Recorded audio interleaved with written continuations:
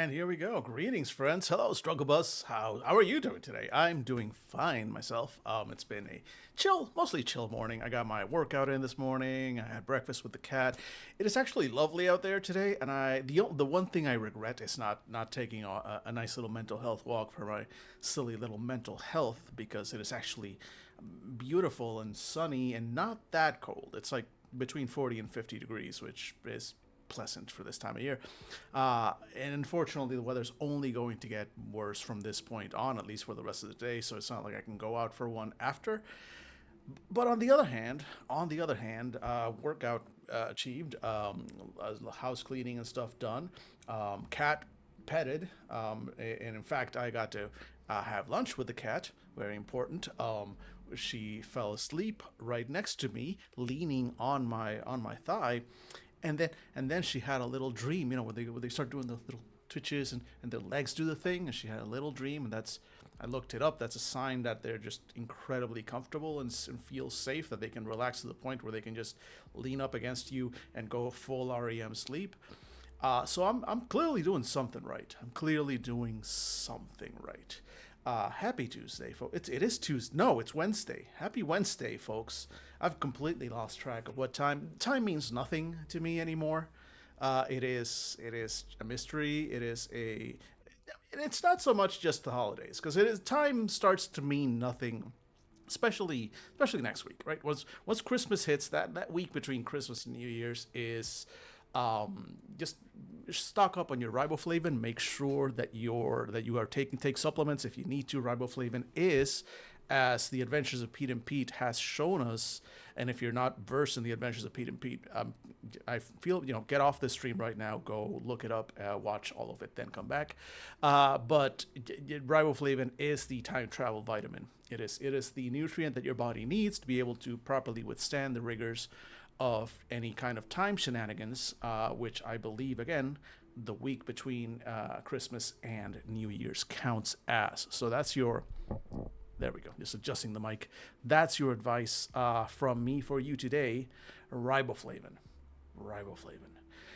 Anyway, I hope people are doing well today. Since it's Wednesday, it's Hump Day. I'm not expecting huge crowds. We are continuing once again with our dive into Jiangshi Blood in the Banquet Hall, because we got to look a lot of the setting yesterday, and we're going to read a little bit on like stuff that I'm curious about, like the bit about Latino communities, and the bit about New York Chinatowns and stuff for the setting, just to give us a flavor of what it's like. And of course, if you really like it, definitely go and get the book on your own, so you can check out the various other bits and settings and cultural setup that they do. And then we're gonna go ahead and look at the actual mechanics of the game. Well, we're gonna read about the Jiangshi, because it sounds important, because it's kind of the name of the game, right? And then we'll actually get a look at. Actually, there's a whole Cantonese cooking thing. Uh, but then again, mechanics. There will in fact be a dive into the mechanics today, which I'm curious about, because the mechanics on this game are very. Well, no, I'm saying too much too early, because I actually don't know. But there is like a board, and there's like a board game nest to it.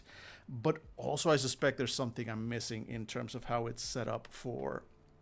Kind of like this whole Chinese restaurant banquet hall setting that they're trying to do, right? So I'm real curious to see, as we go forward, what we'll learn about that. And in fact, let's begin with no further ado. Why don't we simply hop into it? So I was going to set up a. Jesus Christ, I was going to say third camera, but at this point that'd be like a fourth or fifth. Anyway, I do have this thing right here, right? Focus. Anyway, I have that one, and I have another webcam around, and I was going to set one up like over there, so that when I turn to look at the book, I'm not like out of frame like I am right now. If I do this, like this is where the book is. I can move the mic so you can hear me, but you can barely see me, right? A tactical miscalculation on my part when setting up this area, but one that I can fix through the application of just lots and lots of additional technology. And by lots and lots of additional technology, I mean just dragging that webcam and mounting it on a little tripod or whatever, like, that corner, so I can turn and just, go to camera two, like the real newscasters do. Why not? I should have another camera so I can look at and go like, hey, besides just the overhead. Again, we're going to be doing cuts, folks. Don't expect huge things, because I still haven't even put hats on the moth, and I keep saying I'm going to put hats on my moth, and I still even haven't done that. I don't even know where the time goes. There is this Twitch channel here on the Twitches called what's it called? I think it's In Game instead of Insane. It's In Game Asylum. Hey Phoenix, welcome in, friend. And that guy, he does video game streaming. I'm not a huge follower. Like, I only just discovered that guy recently. I've only seen a couple of streams. He's got a very large following, and the production value, holy shit, that guy, the effects that he does, he's going multi cameras, he's just doing all sorts of like 3D CGI stuff. There's entire productions that happen with him live interacting with the whole thing. It's impressive, it's inspiring, it's intimidating. I'm not gonna go do anywhere near that level, but holy shit, if nothing else, it makes you want to step up and kind of step up your effects a little bit more than just the standard. That's the top of the line right now for me right now. No, I need to step my goddamn game up. Also, like for the games that I want to do effects and all that stuff. So we'll do it. We gotta just put in the effort. Anyway, let's see. Phoenix says, doing well today, doing meal prep. Good to be working with food and not just cleaning. Hell yeah. I should do. I mean, I did say like I'm doing the whole factor thing for a while.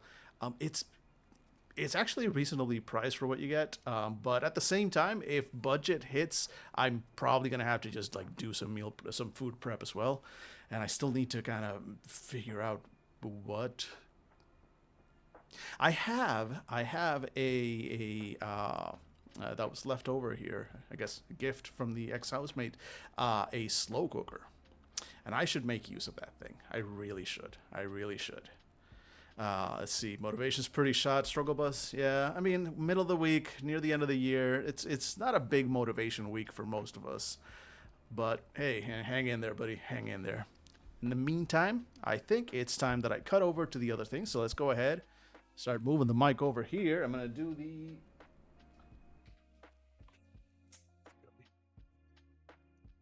There we go. Oh, I forget. I'd forgotten that. Yeah, right. The moth just automatically, at least until I get that third camera set up so I can do a switch too. I guess I'm just going to be Dan Moth. Moth Dan. What are you doing over here? For the remainder of most of this stream as well. Who knows? Maybe Uncivilized Moth is honestly gonna pick up and take off further than Uncivilized Dan ever would.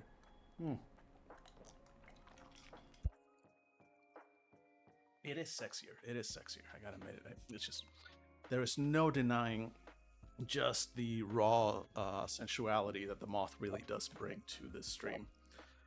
I have been struggling with whether I should, maybe put up some kind of content warning. I mean, I already have it set to not for kids, but I mean, when this moth is on screen, really, it is just a whole other level. It's the sexiest oozes off this thing. Haven't even bought Christmas presents yet. You should probably get on that. I haven't bought Christmas presents for anybody either, but also I have no one to... I mean, I do have people I could and should and would be gifting if I could, but I can't because I don't have money and they're far away and I cannot travel to see them. The gift that I would give the people that I cannot gift, if I could, would be to travel to see them because it's family and stuff on the island. But alas, not this year, which makes me very sad because my little nephews keep getting older and I keep missing out on that. Not enough to move out to Puerto Rico, tell you that much, but nephews, love them. Who knows? We'll figure it out this year. But for the people around here, I do have plans, actually. I'm hoping to make a few bottles of coquito. If you don't know what coquito is, ask on the chat. If you do know what coquito is, you don't need me to sell you on coquito. Holy shit, so good.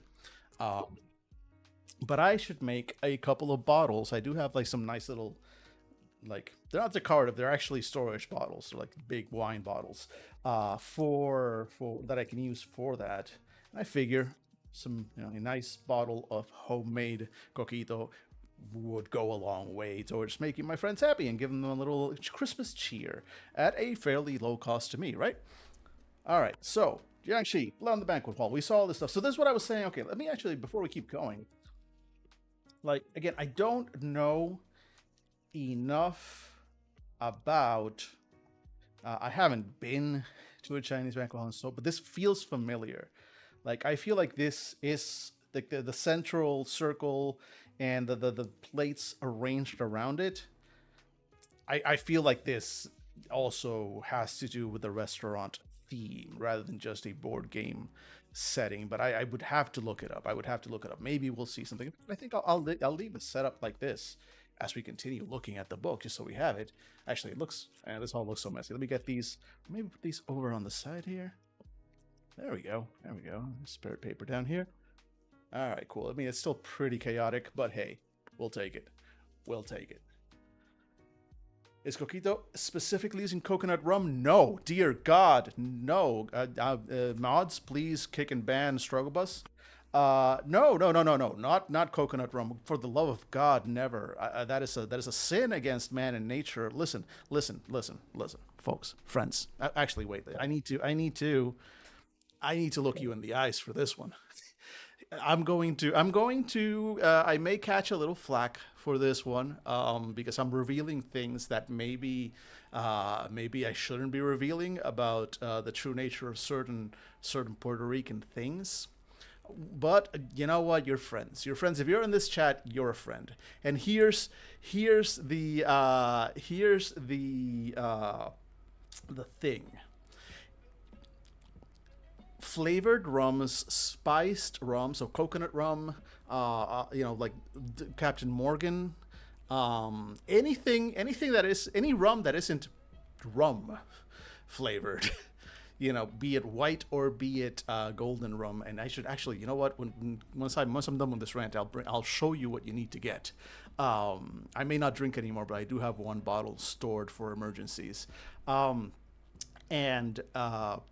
Any rum that you purchase with any kind of flavoring on it, that is the shittiest rum. The stuff that no one on the island would, in their goddamn right mind, even think of drinking. So we put some spices in it, or we put some coconut flavor in it, and we sell it to the gringos.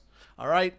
If you're drinking coconut rum, if you're drinking Captain Morgan, go ahead, enjoy yourself. I'm not necessarily judging you. I am informing you that you're drinking swill, that we have put flavorings in to hide that it is swill.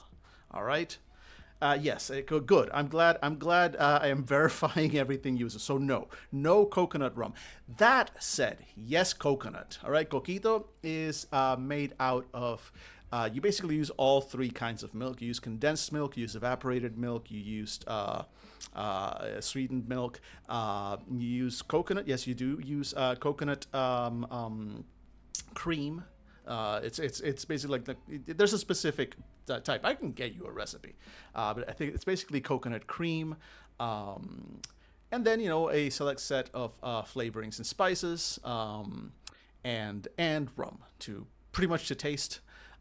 Or you can make it without the rum. And there are variations. You can make chocolate coquito, which is also delightful, and several other variations exist. I've had some wonderful ones, but basic coquito is like it's pure. It's like a shot of coquito. It's like pure. It's like 500 calories for a shot or something. I'm exaggerating, but it's a lot of sugar, a lot of condensed milk.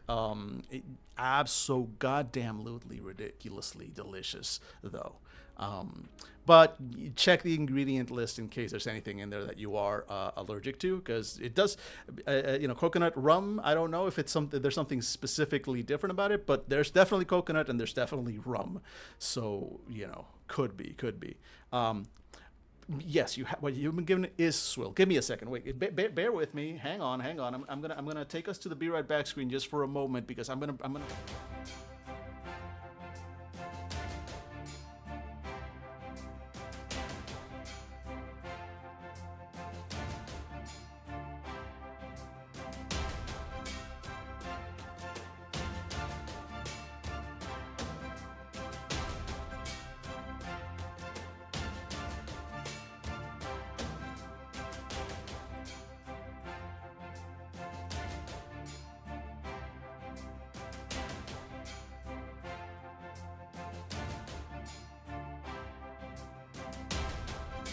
All right, all right, all right. We're back. We're back. So look.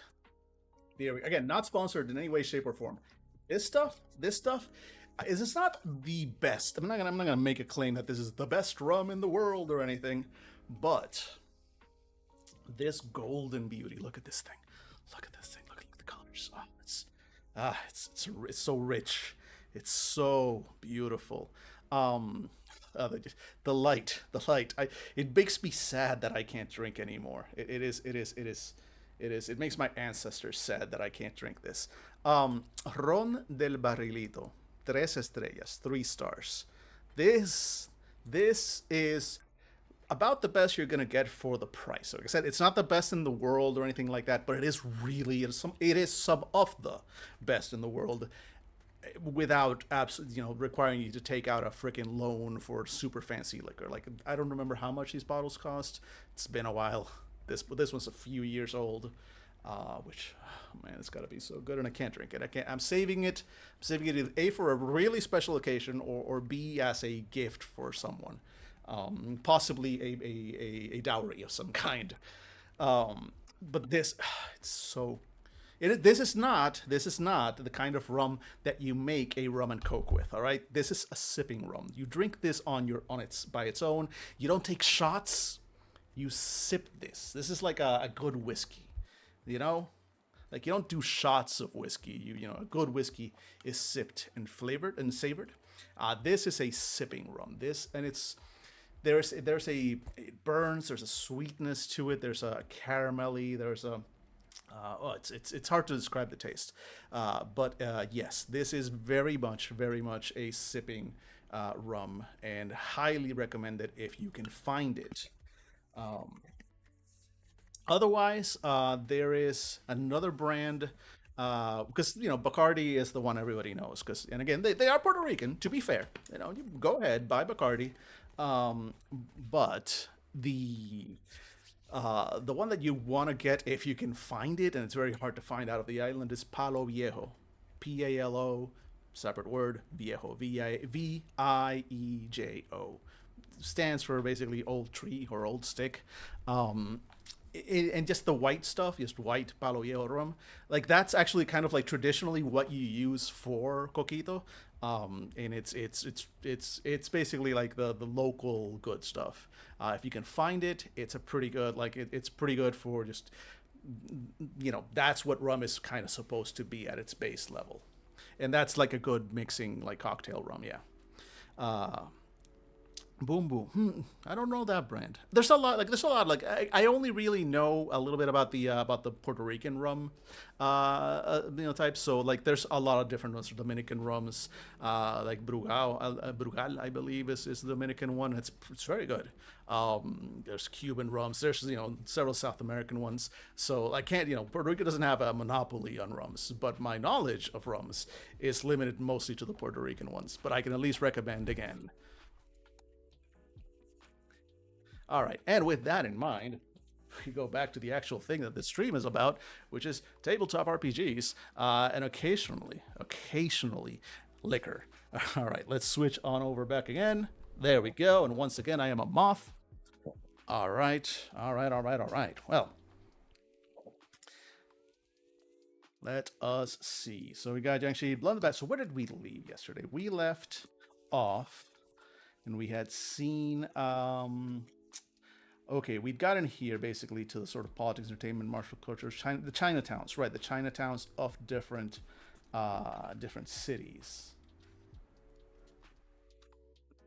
Oh, also, yeah, we did notice that they not only took the time to tell you about safety tools, but they took the time to explain how to use them, put them into practice.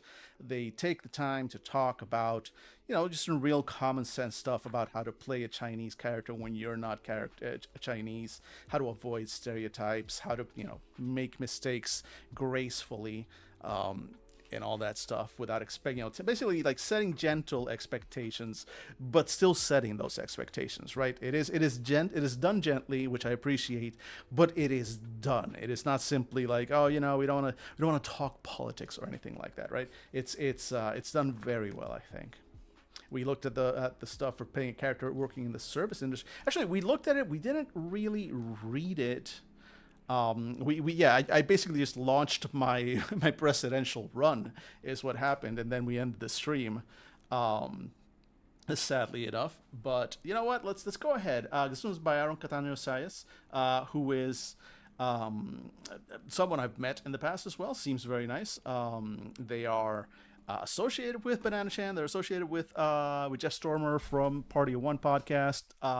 Everything I've seen is that they're good people. So, and also, if I'm not mistaken, they were for a long time working in catering. So yeah, they would definitely be able to speak to working in the service industry as a as somebody who knows what they're talking about. Uh, that said, not going to read it out because I think the people in this chat mostly already know. Um, but I love that it is there, and it's also like information like the face. Okay, wait, the face and the liaison. Oh wow, yeah. There's a whole. You know what? No, we might actually want to read this because there's a whole like there's a lot going on here actually. Yeah. You know what? Let's kind of give it a quick read through. So, the server, the only job in a restaurant that you've likely interacted with directly, which by the way is by design. If you've ever dined out, you've communicated with the server and know their function in a restaurant is as follows: seating the customer, taking the order of the customer or guest, a more pleasant sounding title, bringing the order from the kitchen to the guest, printing the check and dropping it at the table, and collecting tips. But unless you've worked as a server, you may not know the smaller details that make these steps much more complex. To roleplay a server, it's important for you to understand the ins and outs of an often misunderstood and overlooked occupation. Every night of service is vastly different and presents new challenges, as presented in the scenario outlined in the game. In the real world, the role of the server is to think on one's feet and overcome these challenges using a mixture of problem solving, personality, and calm. In the game, players will use their character sheets to overcome these challenges, perhaps using skills and facets that can help with certain situations. This guide will help give you a better understanding of what to expect and how to navigate this juggling act of a job in the game. And also, I just now noticed in the art there the little Jiangshi hands right there on the corners creeping out. Kind of love it. Wait, let me see. Checks out. Bumbu is from Barbados, apparently. In any case, Jiangshi time. Exactly. Yeah, Barbados. Yeah, I don't know their rums either. But there's a lot of. I mean, the Caribbean is the place for the rum. Also, I love sugarcane. That's a thing that I used to be able to do back in the islands. Yeah. Yep. Bless me. Sorry. But back on the island, like a common way to just give your kids something to suck on, if you will, was to buy a chunk of just pure sugar cane, and they would just kind of like they cut a little, and then you just kind of chew on it and just kind of suck out the sweetness, and that was it's like literally nature's candy. So point is, fan of sugar canes, and any liquor made from them seems to me to be a good thing. Now, let's see. First and foremost, the goal of a shift in the real world is to create an experience that facilitates guests to spend money and have fun, all while protecting yourself from internalizing the negativity of rude customers. Let's be honest, being a server can oftentimes feel like a thankless job. You're dealing with hungry people who in turn are moody, hesitant to spend too much money, and judge the restaurant the second they come through the door. But ultimately, what do you care? Your job is just to take orders and bring food, right? Well, no, it really is not quite that simple. Let's go into more details on what it's like and what to keep in mind when role-playing. The face and the liaison. As a server, your character is the face of the restaurant and the liaison between the guest and the kitchen. This is important because not only are you interacting with non-player characters who act as the guests, but you're also speaking with other player characters, the other family members. The face, talking to non-player characters.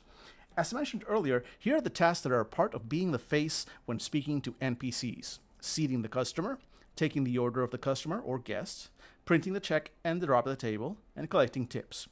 Your character is a front of house employee, meaning they work on the dining room floor in view of guests. As the face of the restaurant, they are the sole person a guest interacts with when dining, and as a result, the guest's overall experience rides on your character's personality and how you use their character's skills and facets in game, on top of how well you, as a player, roll the dice.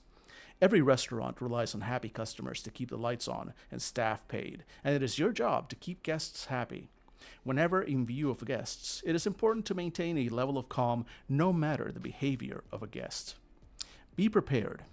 Your character will deal with guests of all types. Some guests will be kind, and some not so kind. Yes, there is a certain amount of stress that comes from dealing with hungry guests, but what is important is maintaining a level of calm. Losing patience with a guest could very well result in poor reviews for the restaurant, and in the game, that might add stress to the player character, so that cannot happen. Your task is then using your skills and facets to maintain your calm and handle the challenges that are thrown at you. Don't forget, you are not just the face, but you are also the liaison to the kitchen. Liaison, there we go, talking to other player characters. As mentioned earlier, here are the tasks that are part of being the liaison when speaking to PCs. Bringing the order from the kitchen to the guest, relaying any sudden food needs a guest has so they can be prepared, providing any relevant information about the happenings of the dining room, relaying guests with any information the kitchen requests. The server is the eyes and ears of the kitchen. Your character is responsible for not only delivering orders to the kitchen, but bringing any important information about what is happening in the dining room. Remember, the kitchen will not know what's happening in the dining room unless you tell them. Does the guest need a sudden change to their order? Better communicate. The less strain your character can place on the kitchen, the easier the flow of service will be, and as a result, the less stress for your character. Communicate your character's needs, as the kitchen has their own challenges, and you will be adding to those challenges. Always, and I mean always, be respectful of the work the kitchen is doing. With their skillful execution paired with your communication, service will be a snap, and the restaurant will thrive. Hopefully, this gives you some insight into what it's like behind the scenes at a restaurant, so you are more familiar with how to roleplay your character. If you have never worked in a restaurant before, maybe you're a little more understanding towards the servers that you meet when you go out to dine as well. So I like the approach here, because it wasn't. I was a little afraid. I wasn't afraid. Like again, I met Aaron, and I've known of them, and I've seen their tweets and everything for a while. So I wasn't expecting this to turn out to be like preachy or anything. But there's always the risk that stuff like this might come off that way, and it really wasn't. It was very. It was not a dry discussion, but it was a discussion of like, what does it actually mean to be a server in this game, and what that means for the setting of the game, because again, this game takes place, it's all about blood in the banquet hall, right? It's all about this restaurant. It all revolves around that. So the way they address it is like, here's what you need to know about this to play this in the game. So playing a character. It's not about like, hey, understanding that working in the service industry is hard and complicated. You fucking Philistine. You know, it's more about, you know, like, hey, if you've never worked in the service industry, here's things you should know so that, you know, you can do it properly in this game. And at the same time, you are learning more. Like, it's very well done. I like it. Let's see, does a decent job of setting the scene and how the other certain perspectives. Exactly. I also like that whole thing where, like, yeah, you are this connection. Like, it gives a meaning to that role that I think people that haven't experienced that and aren't aware of like a lot of what's said here might not know. So very well done. All right, so there's a historical setting. We're going to kind of skip over that a little bit. This is just fun stuff that you should read if you pick up the game. The San Francisco Chinatown setting is sort of the default one, but I actually wanted to look at the New York one because obvious reasons, right? I'm a New Yorker. Big moth in New York City, in the city. Here's the thing. As a moth, you know, you can see me up there in the corner. I am clearly attracted to bright lights at night, and you know, New York City, it does get pretty bright out there at night. The beginning of Chinatown in New York City started with Ah Ken, the first credited person to have permanently immigrated to the area. He and other early immigrants found work in the cigar trade, with Ah Ken eventually founding a successful cigar store that became part of the heart of the area later known as Chinatown. In the wake of rising violent anti-Chinese movements and riots in the West in the 1870s, Chinese immigrants sought refuge across the country in NYC, joining the beginning of Chinatown in the already immigrant-heavy area of Lower Manhattan. Joining those seeking refuge were Chinese sailors or traders who had come directly from port and had decided to stay, as well as a handful of immigrants who had been smuggled into New Jersey to work in the hand laundry businesses. The title Chinatown was given by the New York Times in 1880 to the three streets that still form the core of Chinatown today: Mott, Pell, and Doyers. With the steady flow of immigrants, Chinatown began to grow, becoming a dense and tightly knit neighborhood with over 2,000 inhabitants by 1882, when the Chinese Exclusion Act was introduced. Chinatown settled into an area of approximately 8 blocks, bounded by Canal Street on the north, Bowery on the east, Baxter Street on the west, and Worth Street on the south, and would remain this way until the act was repealed. In 1883, the Chinese Consolidated Benevolent Association, CCBA, was founded at 16 Mott Street, serving the needs of Chinese Americans in NYC and acting as a quasi-government, including drafting its own constitution and imposing taxes on all New York Chinese. The CCBA, alongside various tongs, managed the opening of businesses, made funeral arrangements and mediated disputes, and governed other responsibilities for both the elite and the poorer denizens of Chinatown. Like, see, that's like history. I legitimately did not know this. I legitimately look, I love New York City. I'm not gonna sit here and claim that I know the history of every street in the city or anything like that. Right? I'd be doing tour guides out there instead of streaming about tabletop RPGs. If that was where my special interests lie. So I didn't know this. I didn't know that there at one point, again, this was 1883, so the 1800s, the late 1800s, but there was effectively its own sort of local government in that area, imposed like by themselves and by the tongs. Like, I didn't know that was a thing. They freaking like charged, like, they collected taxes. That's wild. Imagine trying to get away with that today. Businesses within China. I'm not saying that in a judging way. I'm saying like wow, like this community just like kind of like decided, you know what, like we need governance, and they kind of took it into their own hands. Like it's kind of incredible. It's just I suspect trying to charge, like establish your own local government to charge people taxes today would end very quickly with, at the very least, a few people getting arrested, at an extreme case, the fucking National Guard getting called in. Let's see. Businesses within Chinatowns included restaurants, hand laundries. Oh, ads. God damn it. Okay, so I've discovered, hopefully people are done because the ads just finished according to this.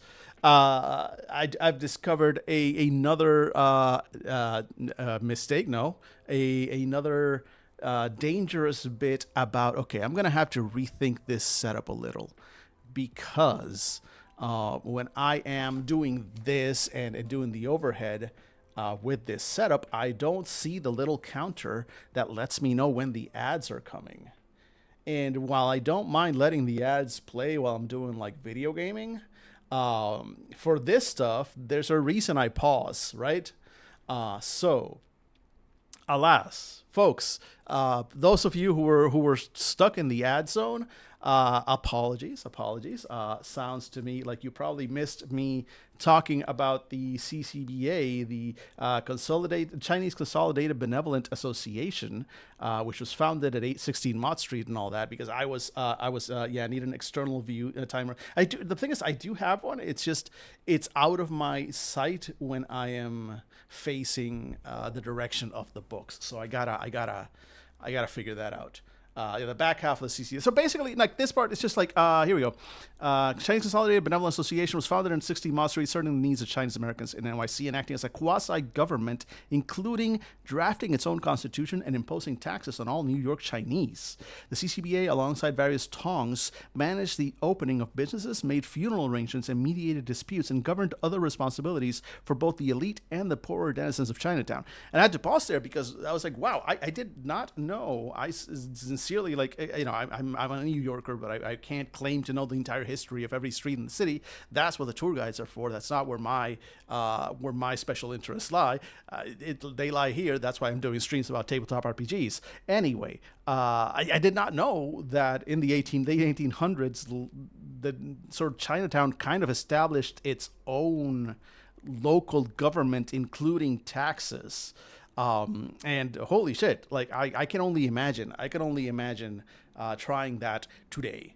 You know, things were different in the 1800s, definitely, but like, wow, establishing your own local government and raising. I mean, they were also working with the Tongs, but like wild, absolutely wild. I did not know that. It's kind of incredible, honestly. Like this community kind of came together and we're like, all right, we need to, we our culture is very different from the culture that we have emigrated to, and we need to be able to sort of manage ourselves, because this.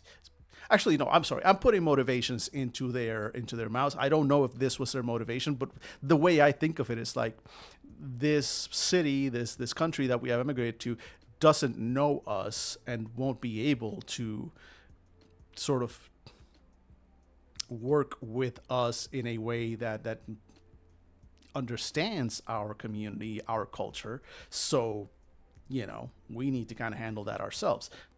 Interesting approach. Again, that would be. I wonder how something like that would work in the modern day. But very curious. And again, I straight up did not know that historically. So that's very cool. Uh, Businesses within Chinatown included restaurants, hand laundries, cigar stores, and other shops. One of the most famous and largest restaurants in Chinatown was the Port Arthur Restaurant, which was founded in 1897 at 79 Mott Street, which had both seating for the general public and private dining rooms for banquets. By 1900, there were over 7,000 Chinese people in Chinatown, notably mostly men. The official census reported there were 7,028 Chinese males in residence, but only 142 Chinese women. This bachelor society, combined with the fact that the area was part of the Five Points slum, gave Chinatown an overblown reputation for crime, gang wars, opium dens, and prostitution.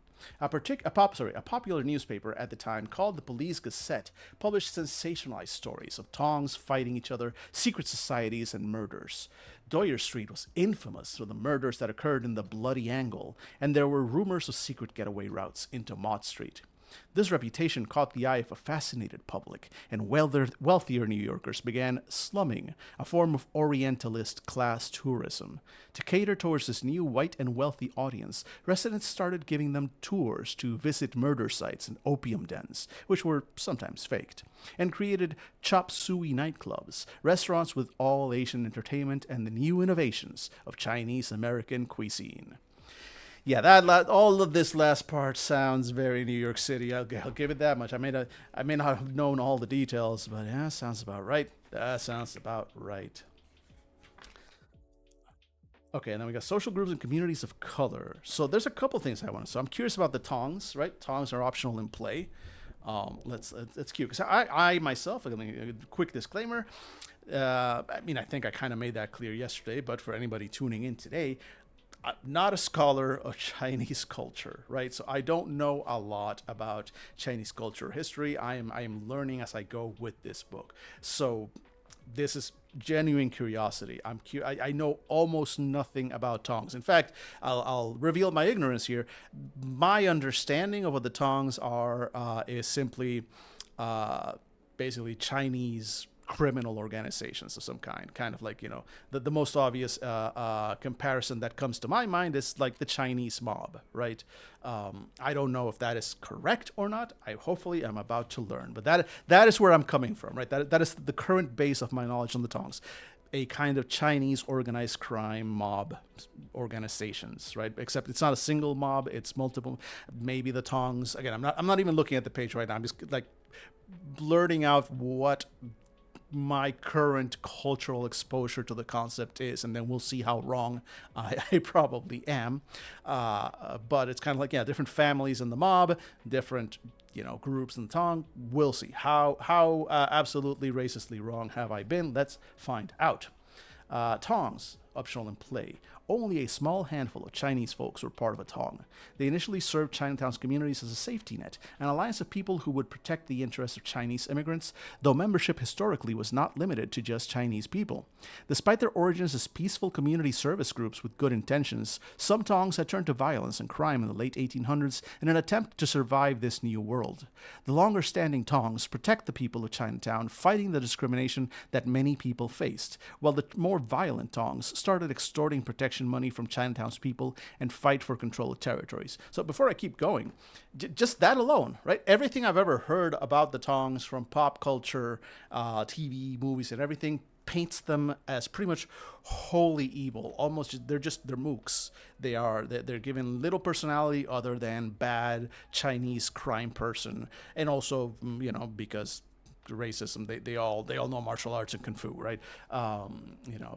But that's basically it. So right away, I was not even aware that this is the original sort of source of the Tongs, was just community, was just groups in the community banding together for protection and to help the people around them. But of course, as capitalism does, this new world, it brought out the worst in some.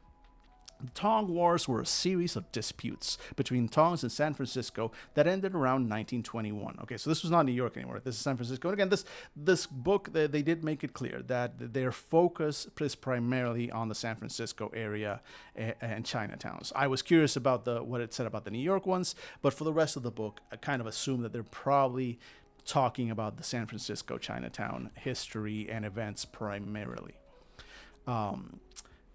That ended around 1921. Though some might attribute the fall of the Tongs to local government interference in Chinatown's own residents, the downfall might be traced back to the destruction of the brothels and buildings that housed underground gambling from the earthquake and fires.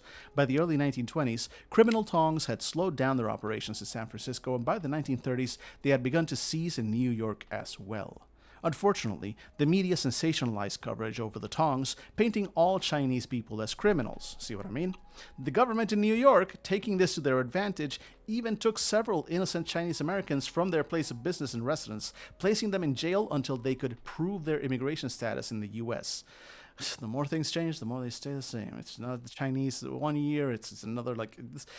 There's always a minority of the year that this fucking country decides, like, all right, there's a scapegoat. This year it's Mexicans. Next year it's Ukrainians. The other year it's Palestinians. Haitian immigrants. Whatever. Point is, like, pick a group, and that's the group we're all gonna hate this year. America. Anyway, unfortunately, no, here we go. Unfortunately, not all of them had the money or paperwork, which forced them to serve long periods of time in prison. Joey Kwok is the daughter of an ex-Tong leader in San Francisco's Chinatown. Though her father has other plans for her, she wants to become a journalist so she can tell the truth about what happened in her family's history. Even though the journalism career isn't exactly going to be the easiest path for a Chinese person, let alone a woman, she is determined to tell the world about what it's really like to live in Chinatown. So we're giving us some examples as well of like what a character would be able to get from this for their own character growth. Yes, okay, and we have that kind of at the end of each one, so that's really cool. In fact, the other thing I wanted to look at was the Latino community. So this was kind of long, but that's probably for good reason. Right? So let's see, because there were a lot of time is a flat circle. Exactly, Struggle Buzz. There were a lot of Chinese immigrants actually in Puerto Rico as well. I cannot claim that I knew much about those communities. My parents weren't exactly associating, unfortunately, with those communities, but there was a fairly large Chinese immigrant community on the island. Let's see, Latino communities. The history of Latin and Hispanic communities in the U.S. is a long and complicated one of stolen land, forced identification, colonialism, unlike most people of color in the United States, brilliance in the face of systemic injustice. The United States has a large variety of Hispanic and Latin cultures which shaped the country well before the 20th century. Though these communities may share a common language, their cultures are distinct and valuable, and the culture presented here is presented only as a starting point for exploration. Thank you for the disclaimer, I suppose, but understood. I wasn't expecting Look, when the Latino and Latinx and Latine, whatever term you want to use, I for one don't find any of them particularly offensive. To me, all three kind of mean the same thing. I understand why Latinx and Latine exist to try and degender because just the nature of Spanish language, words are gendered in that language. But I also don't I'm not going to, oh no, it's Latinx, or anything like that. It works. So I appreciate it. But also, my point on that is that is a word. The reason I don't care about it is because I don't particularly identify with it. And honestly, outside of the again, I may be wrong, but outside of like certain online circles, most Latino folk don't self-identify as Latino. They identify as Puerto Rican, Cuban, Dominican, Argentinian, Peruvian, et cetera, et cetera, et cetera. Like these are different countries with different cultures. I have as little in common with somebody from, say, Argentina than I do with somebody from, say, West Virginia. These are different cultures, different groups, different, and especially between Argentina and Puerto Rico, for example, completely different countries. We may share a sort of a language, but even then, like every country, the Spanish dialects vary wildly, right? So, point is, I don't have a lot of personal weight placed on the Latino term because it's like an umbrella. It really is a very much an umbrella term, and it is like it's frustrating. It's kind of frustrating, right? Because it's like it's lumping in all these often very different cultures under just one simple blanket term of not American and speaks Spanish and is not in Spain, basically. Like that is what Latino effectively means in this country. Means not American, right? Not white, but specifically not United States American in their terms. Never mind that Puerto Ricans have been American citizens for a couple hundred years now, I think, at this point. I forget exactly how long, but it's been over 100 years. Anyway, go fuck yourselves. But the, it's anyway. Point is, like, I'm getting worked up about after saying like I don't care that much about it, and then I proceed to rant for half an hour. So maybe I do care.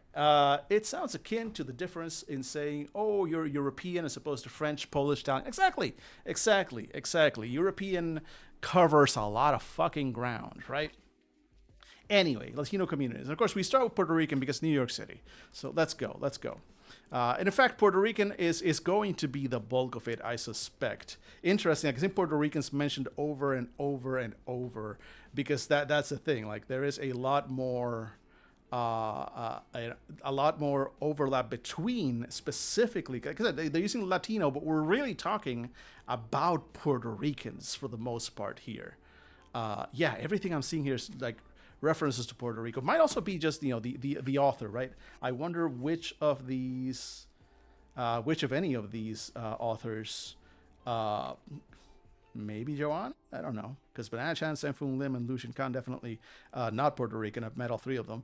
But anyway, Yonaya, yeah, Yonaya might be. Yeah, it might be. Anyway, I'm not questioning credentials. I'm just curious where this came from because it does seem to be very Puerto Rican focused, which to me feels right. Again, I think the biggest crossover and connection culturally between the Chinese community and at least on the East Coast, right, and Latinos is Puerto Ricans.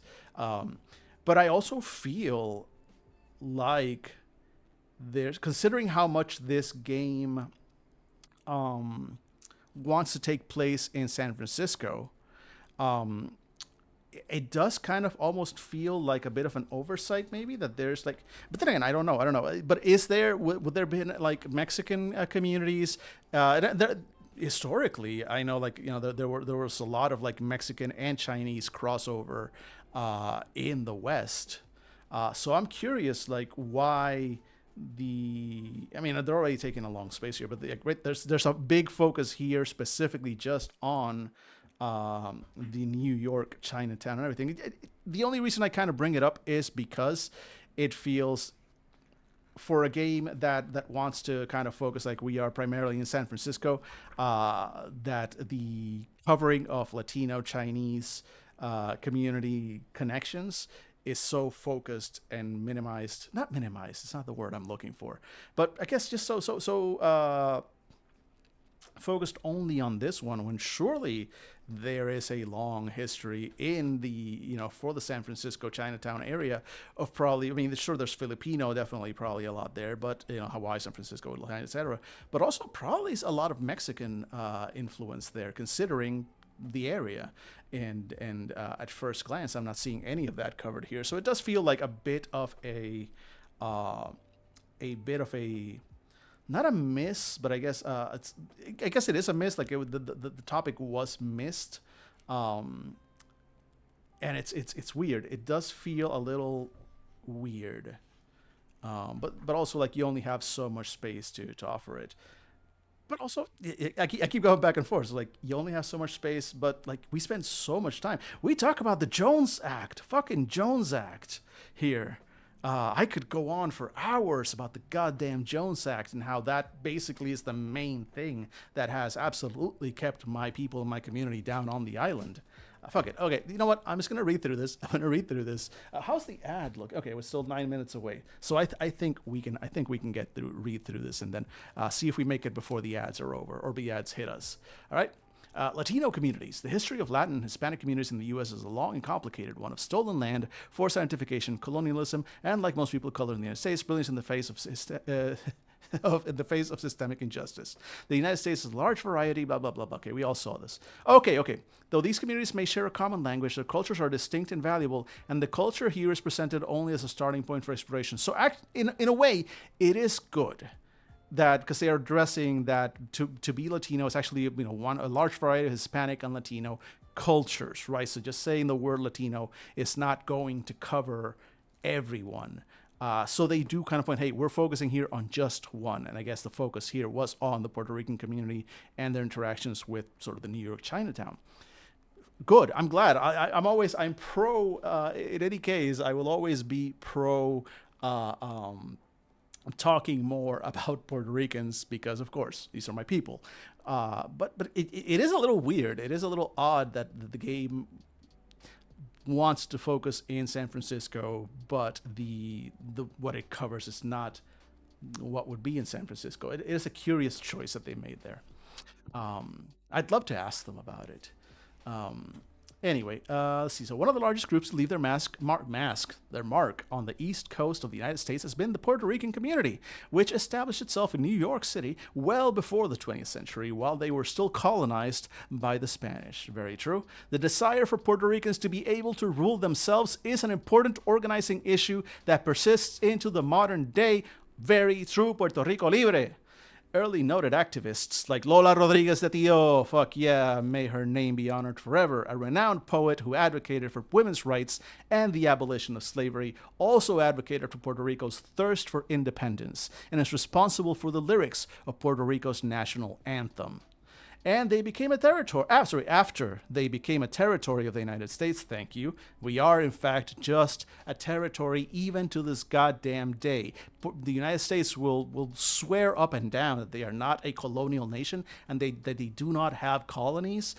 They have colonies. Puerto Rico and Guam specifically are effectively colonies, even though they try to hide it behind the term of free associated state, or even, it's territory, it's land. We are property. And I would, this is not a serious country. I will never respect the United States so long as you continue treating my brothers and sisters as fucking property. Anyway, after they became a territory of the United States, Puerto Ricans were made citizens in 1917. So, see, over 100 years. We have been citizens for over 100 years as part of the Jones-Shafroth Act, which, while allowing them more freedom to pass between the mainland and the island, also made them available to be immediately drafted to World War I.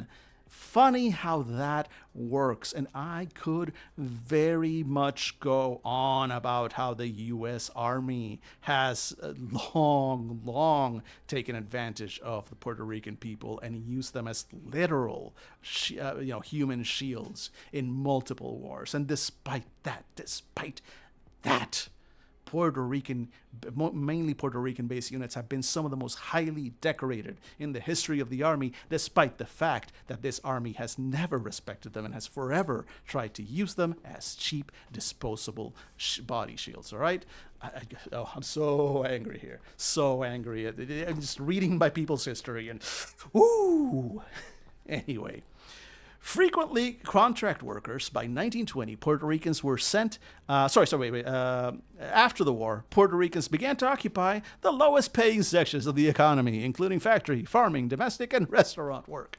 Of course, we did. Frequently contract workers, by 1920, Puerto Ricans were sent across the U.S. and Latin America to work in a plethora of fields, from women sent to work at the American Manufacturing Company in Brooklyn to picking cotton in Arizona. Puerto Ricans' emigration was built on the U.S. notion that the island was overpopulated, and contract work provided a way to relieve it. Lies. But it was a way to get us off the island and use us for cheap labor. And in the meantime, the fucking vultures swooped in and started buying up all the land. By 1920 through the 30s, an estimated 52,000 Puerto Ricans resided in the United States. Like many immigrants, Puerto Ricans were an attractive source of cheap labor and were sometimes used against other ethnic minorities in their organizing efforts in places like Hawaii. Yep. However, their extreme mistreatment, which was documented in major newspapers around the country and back in Puerto Rico, led to workers refusing to board ships for Hawaii, instead settling in places on the West Coast mainland where thriving communities existed. Puerto Ricans built and maintained. I do love that about us. I do love that about us. We will occasionally just go like "fuck you" and no more. Again, some of the up until some recent attempts on a certain Orange Führer. I say this with pride. Some of the most famous attempts on presidential lives were done by Puerto Rican patriots. So good work. Puerto Ricans built and maintained strong ties to various communities with which they intermarried and strived for liberation. Cubans, Black Americans, and the wider Latinidad communities were all part of shaping solidarity with Puerto Ricans, who became an integral part of the multicultural fabric of New York City. Settling into places like Spanish Harlem and Brooklyn, Puerto Ricans influenced the intrinsic culture of New York City, and many activities one might not enjoy now could have enjoyed then. On a typical day in the 1920s, one may pick up some candles or other spiritual needs from the neighborhood botanica, or a stroll by a bodega where older men in crisp guayaberas, oh man, I need a good guayabera, gather. It's a type of shirt. It's kind of like a formal, not a formal, it's formal casual. It's hard to explain the role that guayaberas fit in Puerto Rican culture, but they are sort of like the shirt that you wear when you are a man, for lack of a better term. Gathered together for a game of dominoes while drinking coffee, correct? Perhaps you went to Almacenes Hernandez. That chain existed until not that long ago. To pick out a record or take piano lessons. One could watch a film starring Afro-Puerto Rican actor Juano Hernandez, yep. Or if you were lucky, perhaps you heard Rafael Hernandez play guarachas and danzas. You might even settle down on a park bench to read a copy of the newspaper Gráfico, where Jesus Colón, whose writing was the spark for the later New Yorican movement, was on the editorial board. No matter what a person may have done in either the current day or 1920s New York City, one is never far from the influence of the people whose culture continues to influence the city that never sleeps. And a little fiction there. Newly married, Emilia Belia Colon has recently saved up enough money to open her own dress shop. Ever since she was a little girl, she hoped that she would be able to afford to open her own business and follow the latest fashions. Her first client is the daughter of a wealthy family whose quinceañera is in 6 months' time. Sometimes she feels selfish for wanting a place of her own, but she hopes that once everyone sees how amazing this dress is, she'll make more money than she could have dreamed of. Okay. First of all, let's take a step back here. How are we doing in ads? Ads start in 1 minute and 30 seconds. So good place to pause real quick. So the first is that was dope, especially in terms of just actual Puerto Rican history. It got me worked up, right? But before we go into ads, that did not relate very much to, okay, but how did that culture and how did that group of people, even just focus in New York City, interact with the people that you're going to be playing in this game, right? What was the interaction, the history, the attitudes, the connections between Chinese Americans and Puerto Ricans in New York City in the 1920s? I feel like that's what they should have been covering. If you're going to cover specifically Puerto Rican and Latino culture, if you're going to go with Puerto Rican culture as a specific example of Latino culture, great, right? In the 1920s, that's dope. And that was actually very well done. That was a very good coverage. Of course, skipped a few. I could go on. You saw I got triggered a little bit by some of that stuff because I know some of this history. But what I didn't see there was any kind of connection to the Chinese American community. And give that some thought while we go to ads. We'll be right back.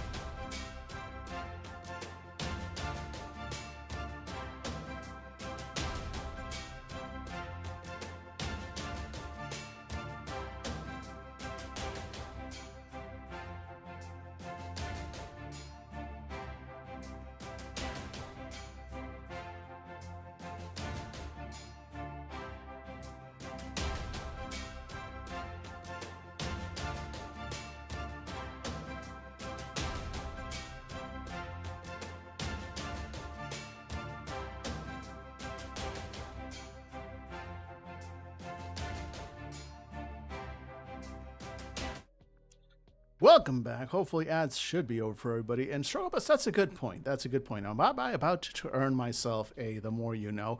Let's find out. But again, just what I've read so far, I love it. But as from a game, right, critique point, I don't see how necessarily it relates to the characters you would be playing. Because if it was more like, oh, this game, like they've made it very clear you're playing Chinese American immigrants.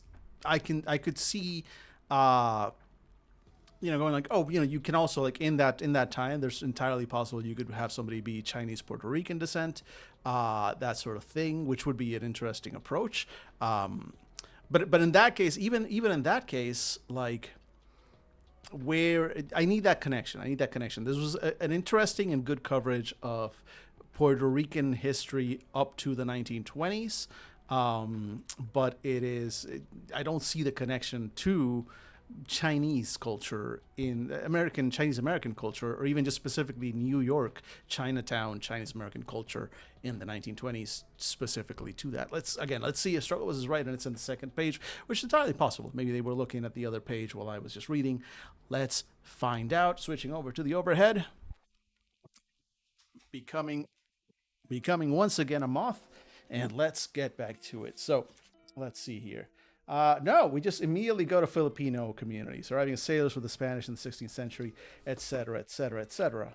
Okay, and then Japanese Americans, so it's just probably pretty fraught. Let's be clear.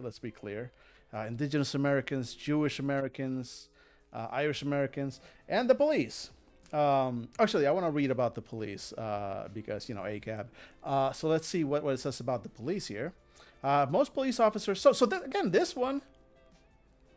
So I guess the one thing, again, let's kind of go back actually just for a second.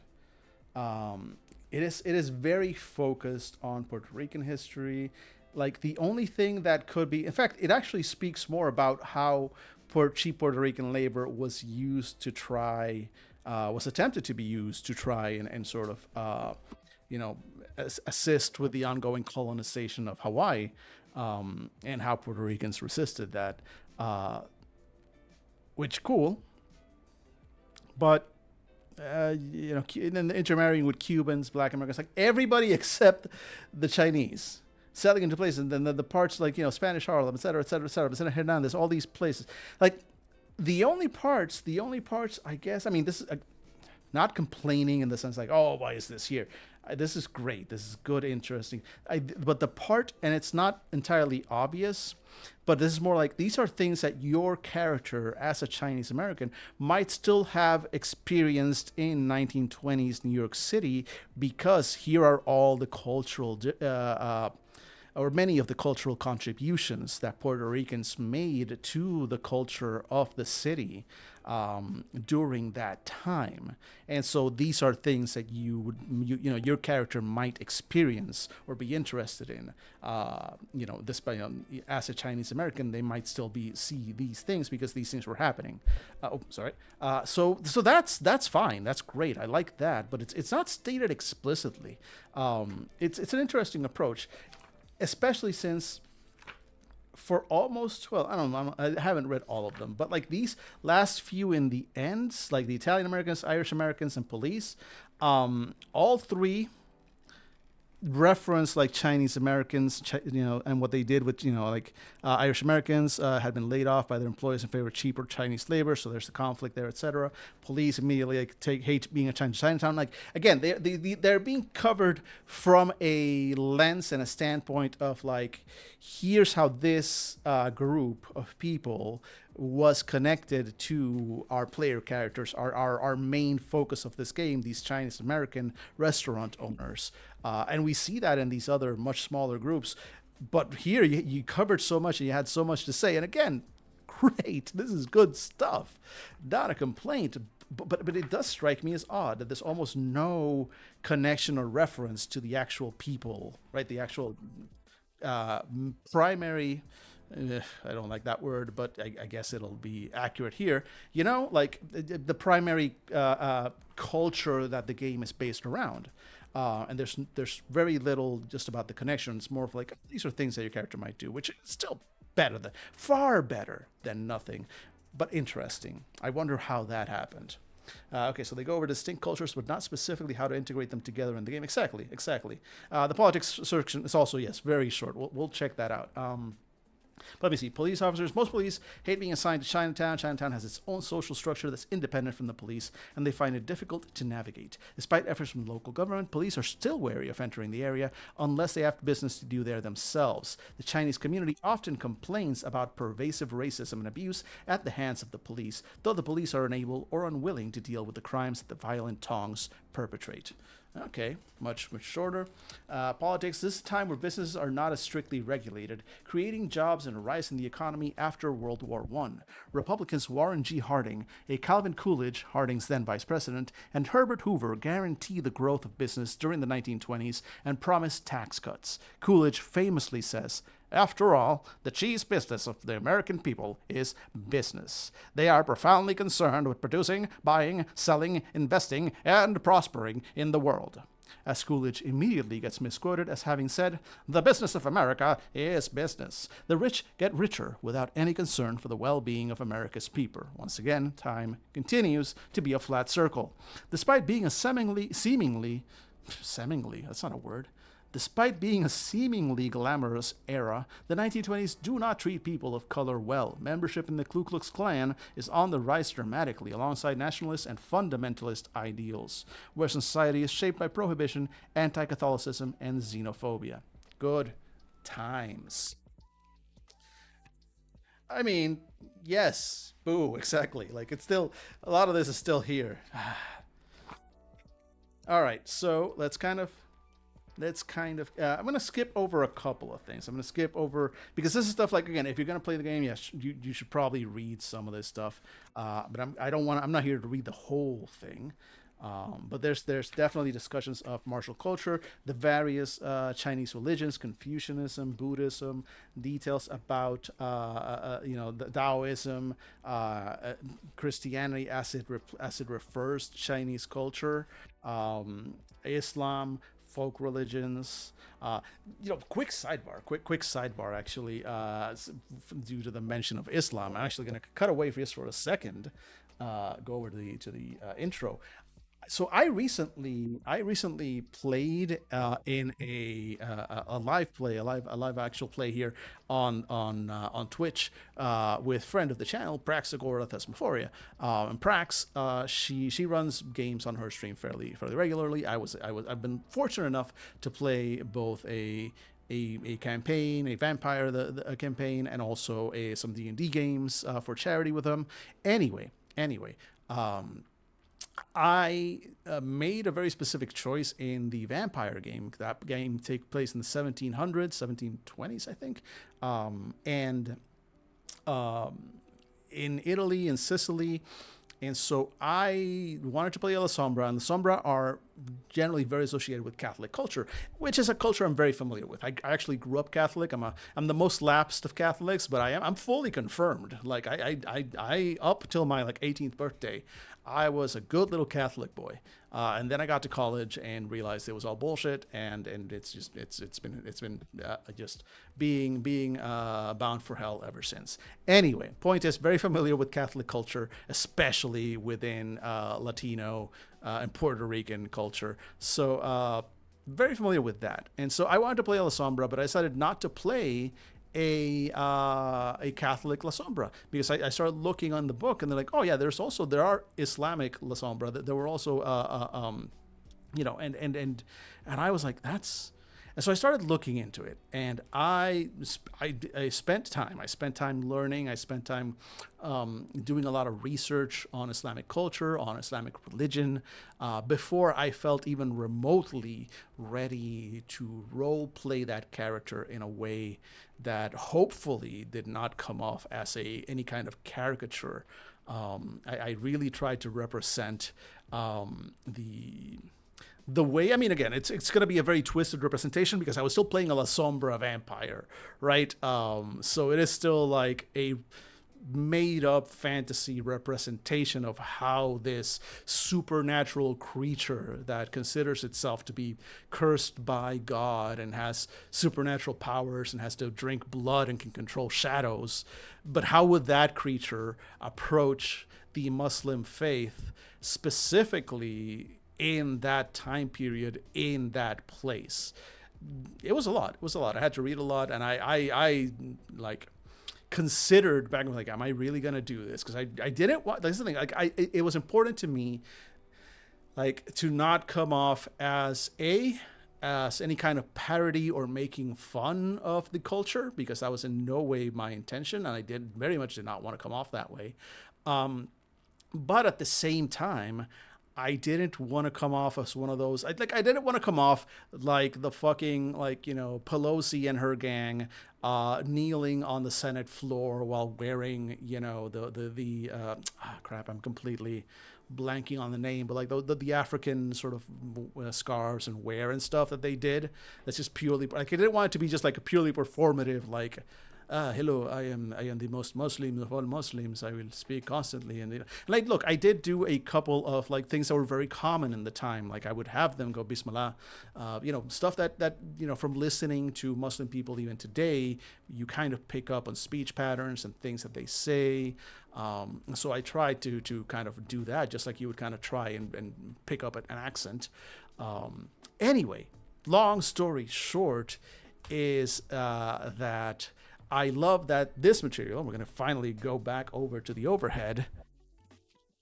This material here, while of course it's very, it's just a few pages, right?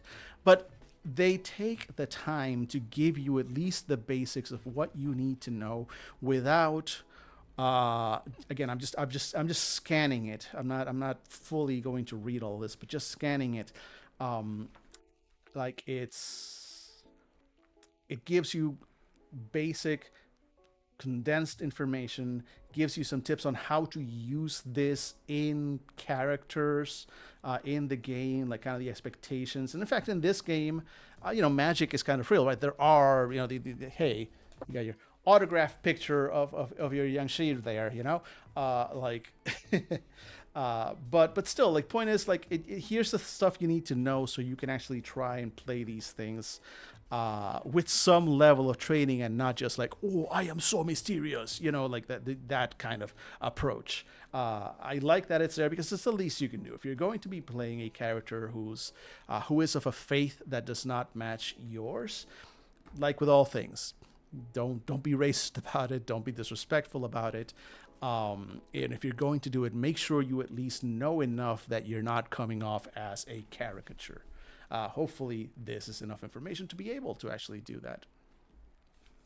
All right, so then some special holidays: Chinese New Year, Creaming Festival, Hungry Ghost Festival. Uh, what is okay? Some explanations of the concepts of key. So actually, I'm really curious about this, right? Because key is one of those concepts that's become key or chi has become so incredibly bastardized, right? Like it's I think the public perception of what chi is almost it's just oh, it's energy, it's Kamehameha blasts, it's like no, let's see what they say about the concept here. So chi is usually translated as life force or vital energy, and it's similar in concept to energy as defined by Western science. Chi is made up of yin and yang, opposing forms of energy. While yin is described as cool, dark, and heavy, yang is considered warm, bright, and light. All things should contain both yin and yang. They are not separate. Here's where it gets tricky. For someone to be healthy, they need a balance of yin and yang in their system. Too much of one or too much of the other, and they'll start to feel unwell. Traditional Chinese medicine often focuses on restoring the balance of yin and yang through practices like acupuncture and herbology. Feng Shui is based on harmonizing a physical space with the correct balance of qi through the arrangement, placement, and orientation of the items in a space. The concept of qi and its balance is linked to many traditional aspects of Chinese life. Qi is found in all things living. Jiangshi, however, aren't really living and thus are severely out of balance. They have more yin energy and thus must feed off of the yang energy contained in mortals. They are attempting to bring their own qi into a state of balance at the expense of their victims. So, yeah, magic points, exactly. It's so interesting. Like, here's the thing: like, we are approaching these concepts, and there's a balance that needs to be struck here, because on the one hand we are dealing with real world concepts, like these are concepts that real people in the real world believe in, accept, and base worldviews around, but also we are viewing them in as part of a tabletop role-playing game in which hungry ghosts and hopping vampires are real. There are actual supernatural elements in this game versus the real world, in which I am yet to be convinced that there are supernatural elements out in it. All right, I'm going to skip a little bit of the funerals, ancestral spirits, and prayer. I'm going to skip over the popular deities. And let's look at the Jiangshi. Let's see, we have about 12 minutes before the next ad break. So I think we can get through this Jiangshi section. And then we'll be able, and then after that, I think we're going to actually, well, we'll take a quick look when we come back after the Jiangshi at the Cantonese cooking, because, I mean, why not? But after that, we'll skip straight to game moderating basics. And actually, finally, we're going to be looking at systems when we come back from break. Playing a racist non-character safely. Holy, okay, so this is the GM section, actually. Interesting that the GM section is here before the player section. That's very interesting. Okay, I'm excited to see that. But first, again, let's just read about the Jiangshi in this game. Wait, vampires don't exist in real life? I thought they were the Red Cross members calling for blood drives. No, those people aren't vampires. They're assholes. P.S. Do not give money to the Red Cross or the Salvation. Actually, no, the Red Cross is not the worst, actually. No, the Red Cross is fine, actually. No, I'm thinking Salvation Army. That's the one I'm thinking of. Sorry. So apologies to the Red Cross people. They're not. You're not the worst. Salvation Army though. Fuck those people. Fuck those people. Do not give them your money. Bad charity. Yeah, Salvation Army is trash. Exactly. All right, the Jiangshi in this game, they hunger for human energy. What was once human is now a deceased spirit in a stolen body. They look like your loved one, but they no longer feel. They just feed.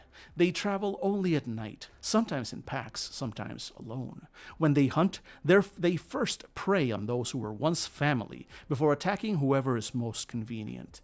The Jiangshi can track the breath of a living human from afar, so those who encounter Jiangshi would be wise to hold their breath to avoid being found.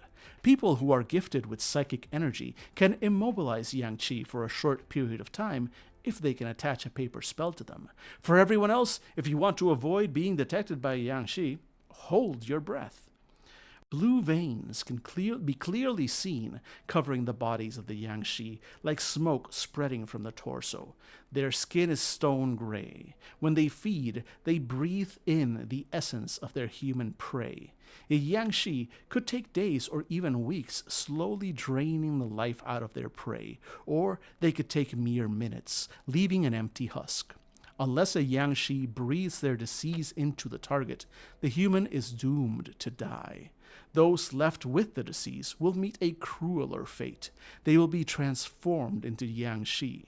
Some Jiangshi may also be blind, causing them to be unaware of the living. If those with a pulse could hold their breath in the presence of a Jiangshi, the Jiangshi are immortal creatures that can look just like when they were once humans. However, they're actually dead bodies suffering from rigor mortis, hence the hopping. Their age of decay is much quicker, and they must feed or they fade away into the dirt. They usually hop when they move from one spot to another, but as they feed, they become stronger, allowing them to gain supernatural powers, allowing them to fly, shapeshift, or even speak. It is possible for them to live forever, but the price is human lives. Their first instinct is always to hunt, but restraint, in theory, is possible. In the olden times, it's said that Taoist priests used to enchant corpses with paper talismans by pinning them to their foreheads. This was so they could lead the bodies to their final resting place. It was both an ingenious and effective way for the lazy priest to transfer several bodies at once. However, the talismans that they used to enchant the bodies would sometimes peel off unsuspectingly, creating a stray living dead creature hungry for qi. When the modern Jiangshi comes from, no one knows. Maybe they're polluted with disease, or they've been resurrected by accident, courtesy of a clumsy Wu. A few have also claimed that corpses become Jiangshi when they are struck by lightning. More modern representations also feed on blood. Whatever the source, the Jiangshi must be stopped. In this game, both player and non-player characters cannot die. They can only be turned into Jiangshi. When all 8 cards are flipped over to their Jiangshi side, player characters start off with all the superpowers of the Jiangshi, flight, shapeshifting, etc., unlike non-player characters or regular Jiangshi. They may be cured of their disease by Wu, herbalists, and sometimes other player characters if they're lucky. Only one player character, usually the eldest of the family, would have knowledge of the Jiangshi from folklore, but they can reveal this information as the game progresses. Note: our chosen representation of the Jiangshi may differ slightly from what you might see in other forms of popular culture. You can add other traits as your group sees fit. If you're interested in reading more about the history of Jiangshi, check out Yi Yun's Yuewei Kaotang Bihi, a collection of supernatural tales written between 1789 and 1798 CE. Jiangshi weaknesses. In mythology, there are several things that can fend off Jiangshi. For the purposes of this book, we're only going to cover a few. You can feel free to add anything from folklore, the movies, or your own imagination. At the sound of a rooster's call, Jiangshi retreat into darkness, hiding out in caverns and under homes. Hence, they do not come out in the day and only appear at night when they are strongest. Jiangshi are afraid of their own reflections, but they cannot be seen in regular, uncleansed mirrors.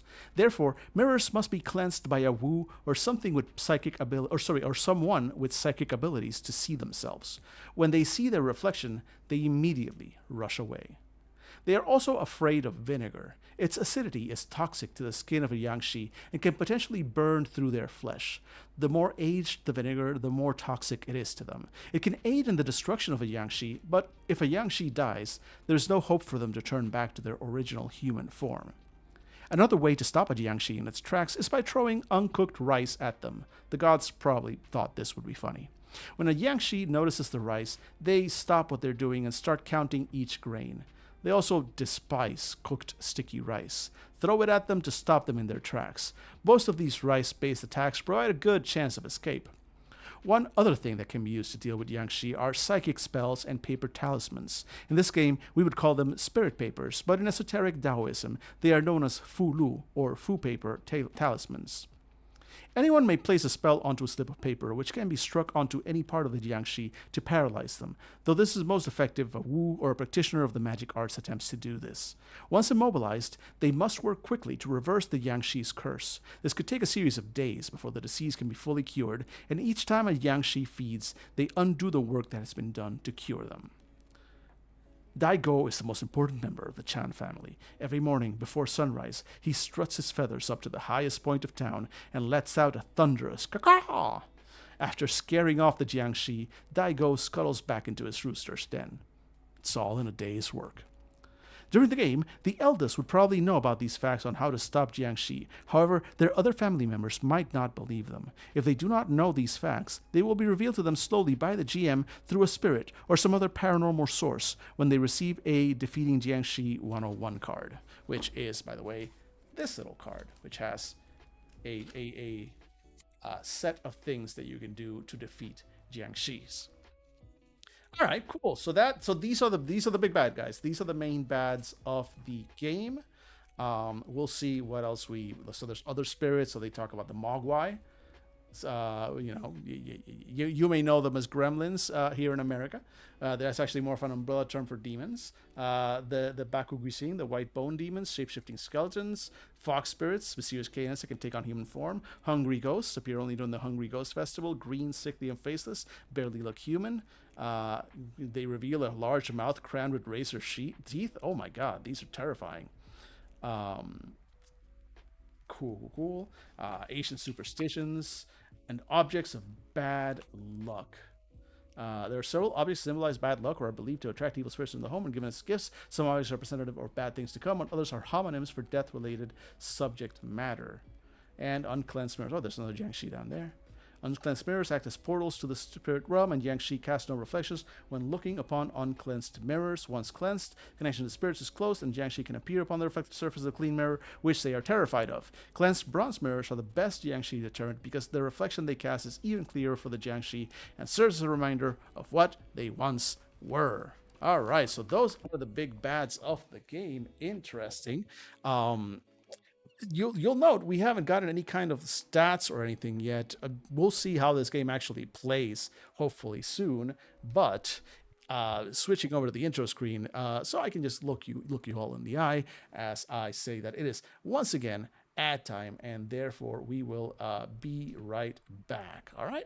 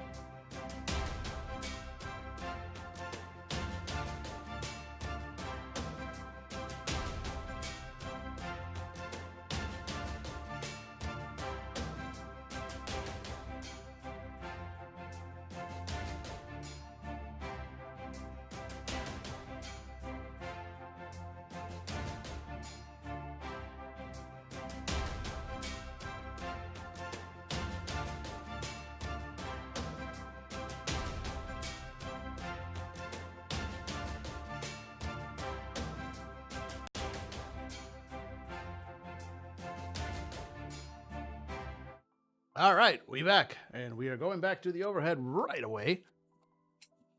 All right, so Cantonese cooking. Dim sum is specific to the Guangdong region. Oh man. You know what I would love to do? Wait. I need to go back. I need to go back to the intro screen. Look, despite the apparent festiveness of my lights back there, I don't really have a lot going on this Christmas. I don't have a lot for Christmas. There is only just one thing I need. Look, back in previous years, one of my favorite things about Christmas in New York City was that I would get to go out with my buddies, and we would go down to Chinatown, and we would eat dim sum, either Christmas Day or the day after, whatever. But that was a Christmas tradition for us. Uh, Unfortunately, or fortunately, I guess, for them, in the years since, one of them has gotten married. The other one has become much closer to their own family. Hence, thus spends more time on Christmas with their family. The other one, of course, spends time with their partner and all that stuff. Understood. But man, I'm not about to go solo to Chinatown and eat dim sum alone on Christmas Day. Like that's too sad. That's too sad. I would not be able to. So all I really want for Christmas, is for my friends to go have dim sum with me. Alas, I suspect I will not get that present. But it's there. It's this the wish that I have in my heart. I felt like I needed to share that with the world. Back to back to the game. All right. He's feeling emotional, and dim sum brings up specific emotions for me. That's I did not know that was a thing, but apparently it is. All right. Cantonese people are often making plans to yum cha, drink tea, as it serves as a time to eat and gather with family and friends. Yada yada yada. There's different kinds of foods and beverages the restaurant may serve: teas, soups, barbecue and preserved meats, noodles, dim sum, dinner and banquet foods, American Chinese food, and desserts. So, what about fortune cookies? So, there's a whole thing about how fortune cookies are basically invented by the Japanese. Long story. I'm going to skip the little fiction story, although it is a cool story, but I'm going to go ahead and skip it.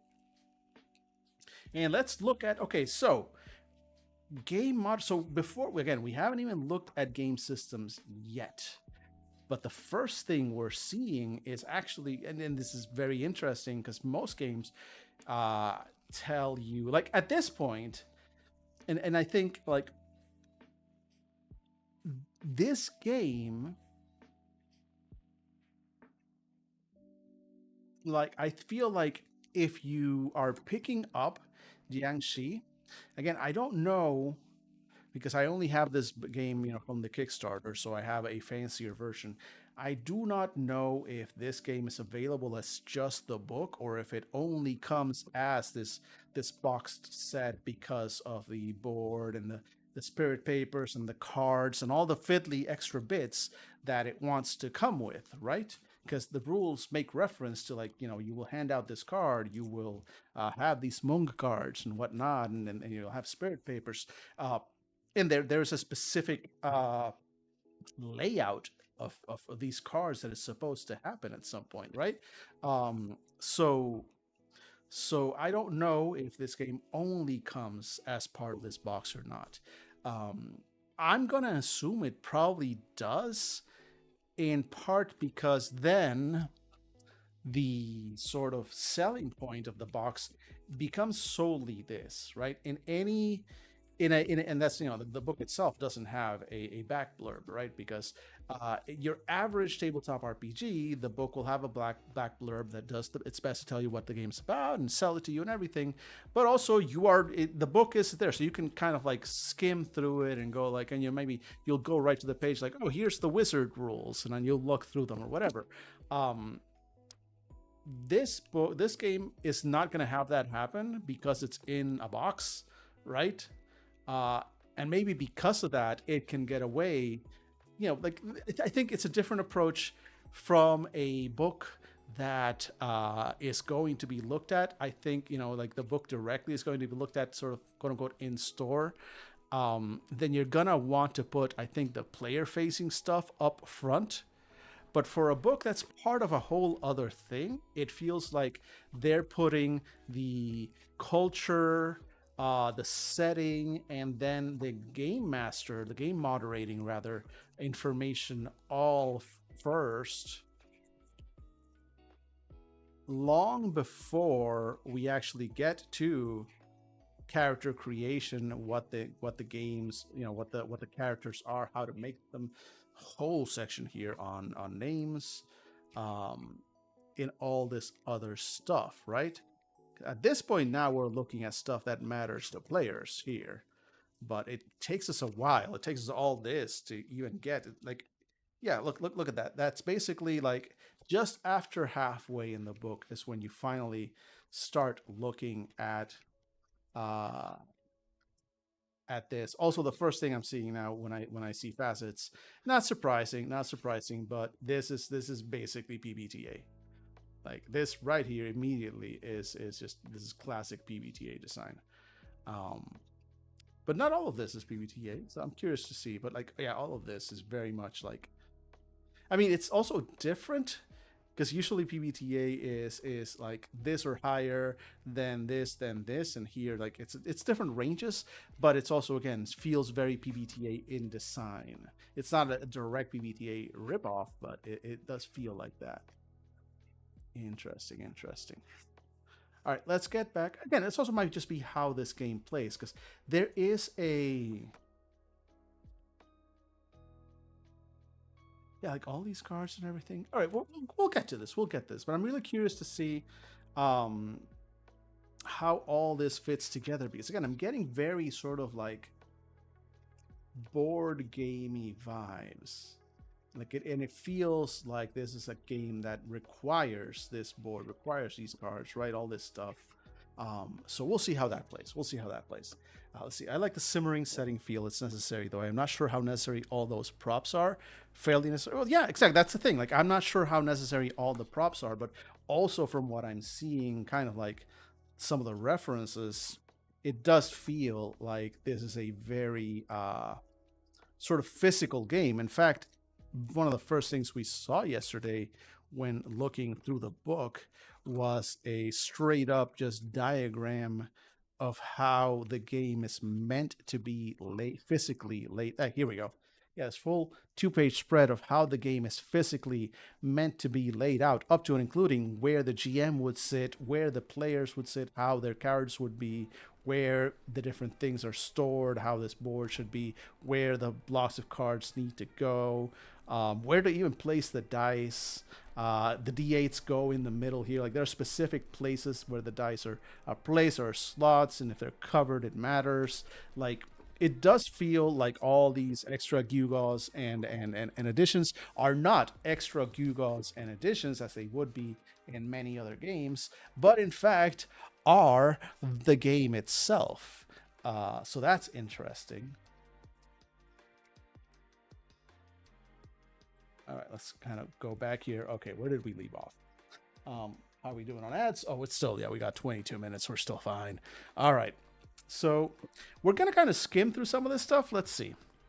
So game moderating basis. So we're talking about the game for GM and the players. The GM has the really important task of making sure all the players are prepared for the game by setting expectations during a session 0, giving all the players enough time to tell the character stories, making sure everyone is having a good time, and setting up the outline for the story to follow. A scenario might be planned out by the GM, and players might want to go in another direction. The GM should keep in mind that it's okay to stray from the outline, but if there's something the GM really wants to do, use NPCs or events to move the narrative back on track. They should make sure that the players feel comfortable with how the scenes are being run and use the safety tools at their disposal. So basically, what you're supposed to do as a GM, storytelling and scenes.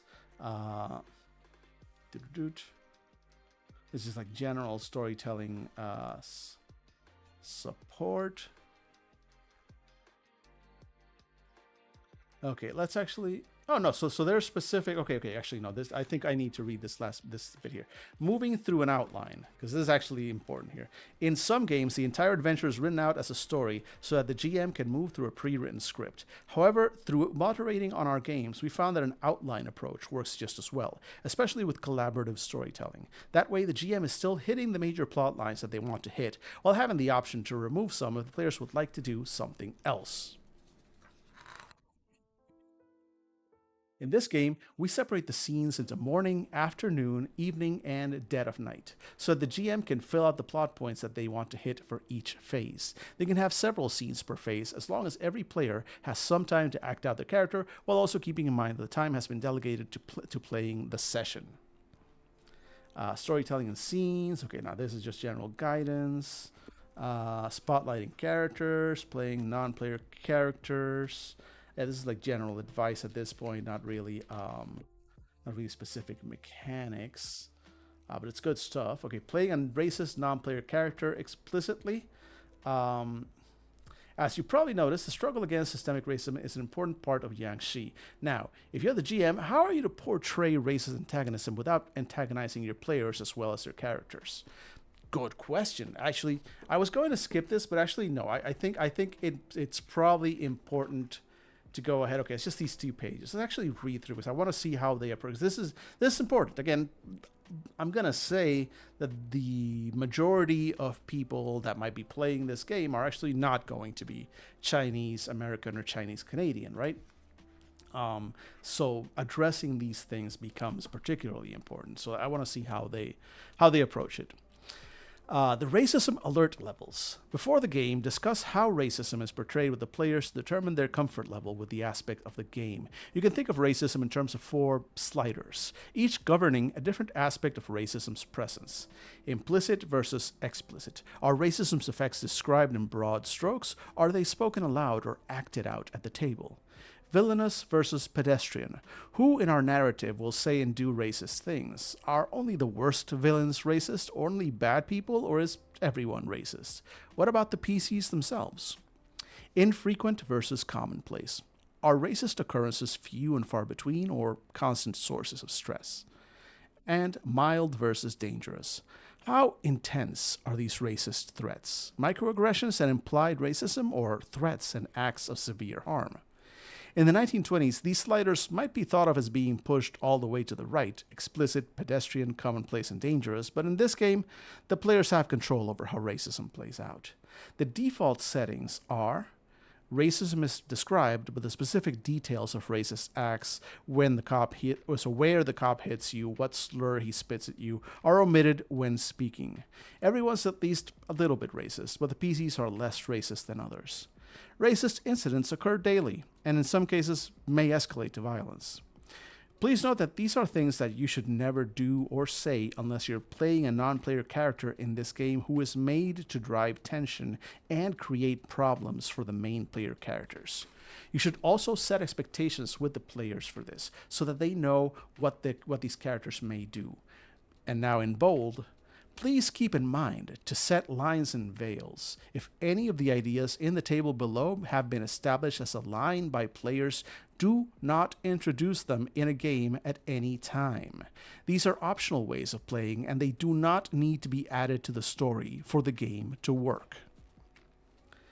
Most of what we'll be covering are microaggressions that we, as writers, have seen in our day-to-day, and we do not encourage the use of slurs at the table.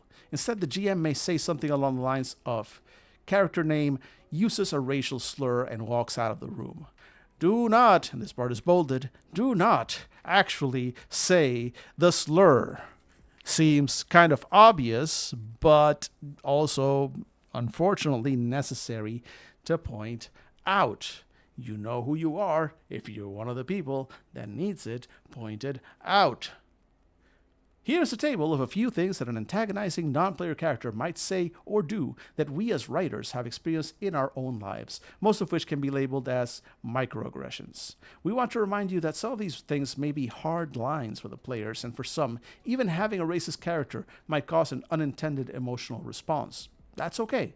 This game is definitely not for everyone, and while we made this with the intention of educating, we also want everyone to have fun. So if this does not sound fun, place your time into something else you enjoy. So, some examples given here are something customers at a restaurant might say, "Oh, this smells funny," or "This culture is so strange and exotic," or "Ugh, what a weird people." Something that a police officer might do is attempt to arrest the family members, use a racial slur. Again, do not say the slur itself. You know who you are. Harass the family members by not leaving the restaurant, or assault the family members. This can be a line for some players. Something another resident of Chinatown might do. Use a racial slur against another player character or non player character of color. Again, do not say the slur itself. Or refuse service to another player character or non player character of color. Something another business owner from outside of Chinatown might do. Refuse the family members' service or kick the family members out of their place of business. And something residents outside of Chinatown might do. Stare at the family members, or point and laugh at the family members, or harass the family members.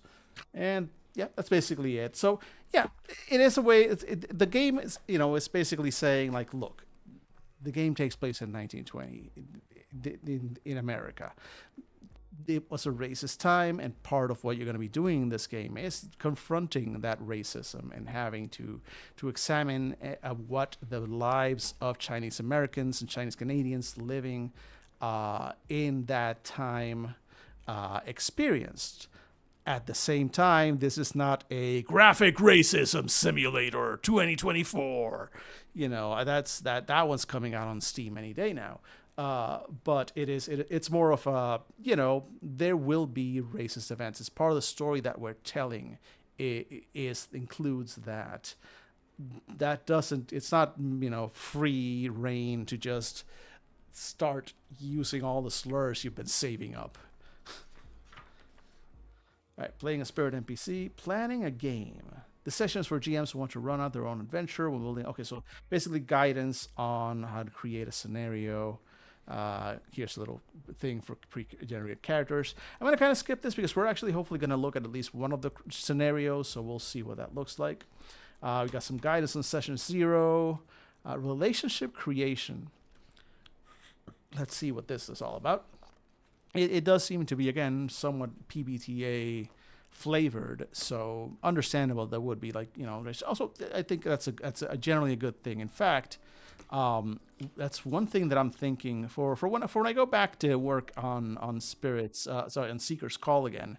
Right now, character generation is very solo, right? You're just creating your character's story, and then you are creating aspects and stuff. And originally I wanted there to be a specific mechanic in which you established connections to one another, because the connection mechanic was going to affect your powers and how you use your abilities and all that stuff. And then I took all the connection mechanics out, but now there's nothing. Now there's no relationship or connection things. And I think we're missing something there. I think I need to add something in my game where, like, all right, at least like 2 other people in your expedition, we're going to create some connections to. Like, maybe you don't need a connection to every other person in your party, but there should be at least like 2 people in the expedition that you have some kind of relationship. We'll see. This is something that we definitely need to, or at least I feel like I want to include and use in my game eventually. But it's only if I'm actually going to give it some kind of mechanical benefit. Because while I do appreciate creating relationship creation like in tabletop RPGs, so that your characters know each other, they already have a connection, etc., etc. It's cool for story purposes. But again, here I think is where I'm showing that I'm kind of spoiled with my group, because like Fandible, we tended to do that. We actually don't do that as much these days because we play so many just simple one shots. But like for the longer term games, definitely there was a lot of like, we wanted to make sure that our characters had stories that were interconnected and interleaved, and regardless of whether the game itself had any kind of mechanic that rewarded or encouraged that kind of relationship connection mechanic. And in fact, when we first started running into games that systematized that, and then we're like, all right, you're going to create a link to this character to this character, you're going to connect it, and it's going to be this kind of connection type relationship, and we're actually going to give it a score and whatnot.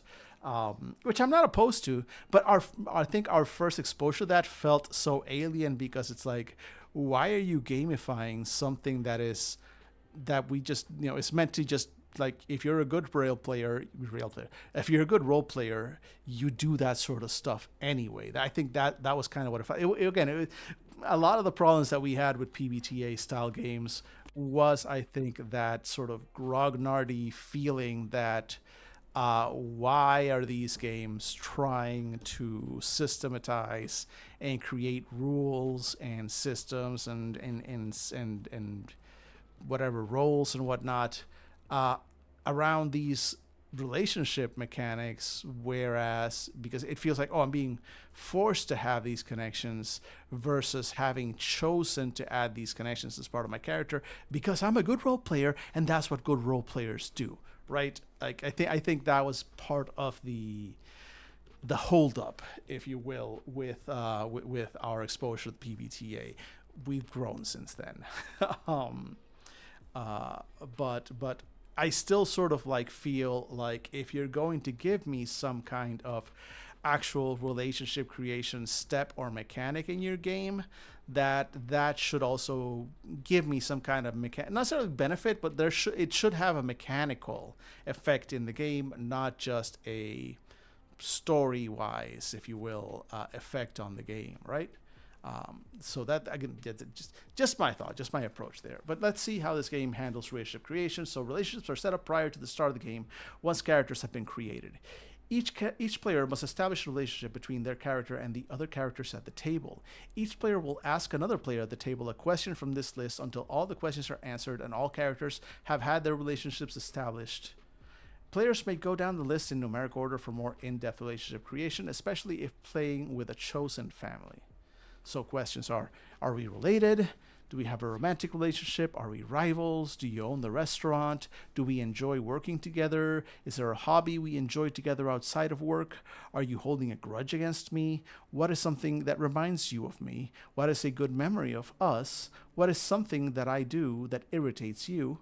What is a secret that I know about you? Or what favor did you do for me? When answering questions, it's best to use yes and or no and instead of just answering the questions with yes and no. Building upon an answer is highly encouraged. The more thoughtful the answer, the more rewarding the gameplay can be. If players are playing from a pre-generated scenario, they may use the questions that are already written in the scenario. Okay, so pretty straightforward, sort of like character creation. It's telling you to go ahead and do this, but I'm also not seeing any real mechanics attached to it. It is more like roleplay. But also, in the terms of this game, yes, you should definitely, the people that you're playing with, like, you're all working at a restaurant, right? You may be family or your co-workers, but there is a certain level of these, questions that should be asked, I think, for the connections between the various characters because of the specific setting that it's in. Even if you're not actually getting any kind of mechanical, outright benefit from it. Just for playing characters that make sense within the system, yeah. And yeah, they're good. Exactly. These are good connection questions. Exactly, Phoenix. I actually really do like this. Even if there's no obvious, like, straight up necessarily mechanical effect that we're seeing so far. Then restaurant creation. At the other characters' restaurant board itself has questions for the players to answer. These questions are listed in slots 5 through 8, and you can find more information on them under Running a Restaurant on page 97.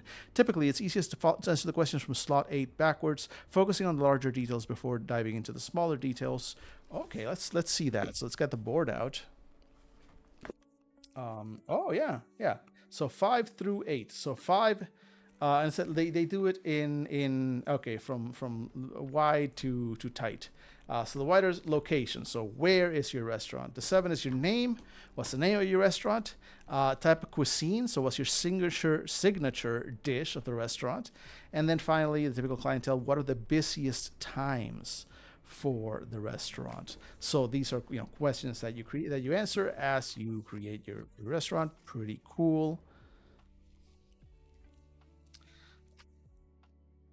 Advancing the story.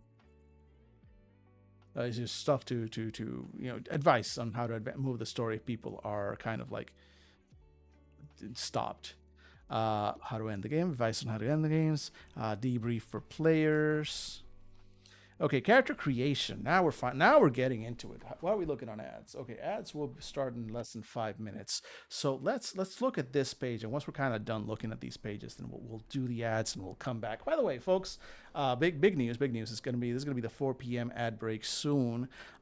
Today we are not ending at 5. I'm actually going all the way through 6 because I will not be streaming tonight. Unlike last night where I took some time in the evening to do some video gaming, which was fun. Actually. We played and won for the first time a level of a game and everything. But I think I'm going to make it so that it's basically Tuesdays, Thursdays, maybe Fridays.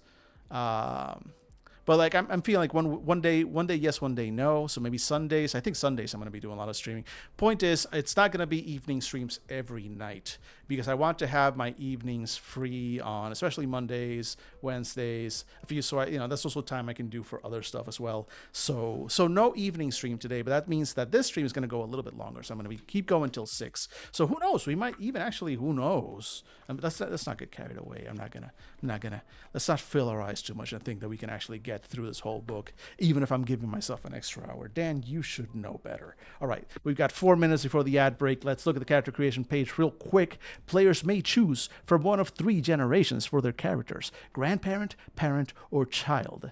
There may be one character for each generation, or there may be multiple characters from one generation. The GM may need to step in as a non-player character from another generation. For example, if there are 3 player characters, all 3 of them can be grandparents if they want. Okay, so character sheet, your character information at the top. Fill these details in using this book as a reference guide. So we'll walk through that when we get back from the break. Daily use, check these off as you use them per day. 1, 2, and 3, and 4. Fill in each of these slots with the everyday items, skills, facets, etc. 5. Wait, where's 5? They're kind of skipping facets. Oh, that's weird. Yeah, they did kind of skip 1, 2, 3, 4. They kind of skipped 5. So now we go to 6 in dialect and hopes and dreams and daily use. Anyway, blah, blah, blah. So hopes and dreams, play characters, hopes and dreams, blah, blah, blah. Daily use. Check these off as you use them per day. Note, when discussing dreams, the person who is removing the moon cards is the one. Okay, so these are mechanics we'll find out. Your heirloom, write down an heirloom here with an ancestor attached to it. 6 in dialect, assign 13 points in total to both English and the dialect. Interesting. So the more English you know, the less dialect you know, and vice versa. All right. Interesting. So pretty straightforward. We'll see. And hopefully, now all of this. Oh boy, we've got a lot to go through. I'm not going to read the full what's in a name thing. Because there's a lot here, but it's good to use. We're not going to make a full character because I feel like if I was going to make a full character, I'd have to read all of this. But rather than do that, instead, what's going to happen is that we're going to, I switched over to this screen for a specific purpose because it is time for ads. We'll do the ad break. We'll be right back.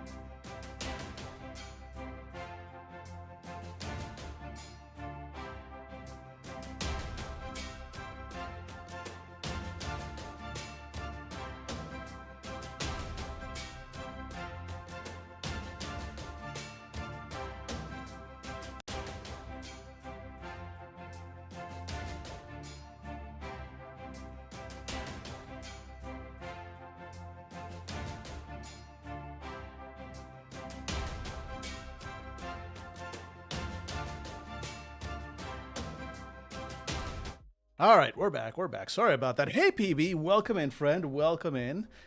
We continue looking at boom, going full moth and continue looking at Jiangshi. Oh, let me move the mic over so you can actually hear me properly. Anyway, how are you doing? How's your day going? We've been going through Jiangshi. We're not going to make a character, but because I'm not about to read and learn the full pronunciation system for Chinese names right now. But we're going to go through character. Finally got to mechanics and character generation in this game. We've been fascinated. Like to be, I say it finally as in like finally got there. Not like this was good stuff. Everything we saw yesterday and today.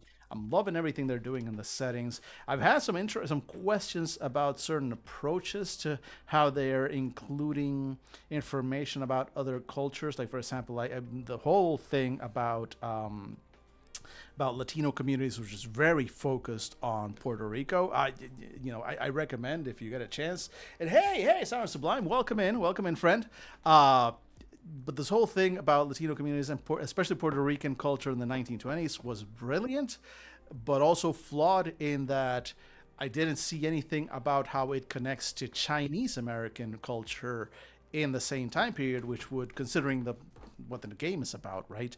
I feel they maybe should have talked about. So it is a little weird, like mixed reviews there because a lot of really good information that feels like, well, somebody who knew their shit wrote this, but whoever knew their shit only really knew their shit about the Puerto Rican side of this. They didn't really know, okay, but how does that relate to the groups that we will be playing, the Chinese American groups that we will be playing in this game during the 1920s. So it's a bit of a mixed bag there, but otherwise, so far so good. We're really liking everything that's been covered, and now we're finally looking at how you create your characters in this game. So first thing, in fact, you know what? Let's go ahead and get one of these character sheets up here so we can kind of like look through it. There we go. How visible is that? Not too bad. Not too bad. There we go. Let's see. Seance got sick. Oh no! Oh no! Well, I hope they get better soon. I hope they get better soon. That do suck. That do suck. But just rest up. At least it's a time of year to be in bed and chill.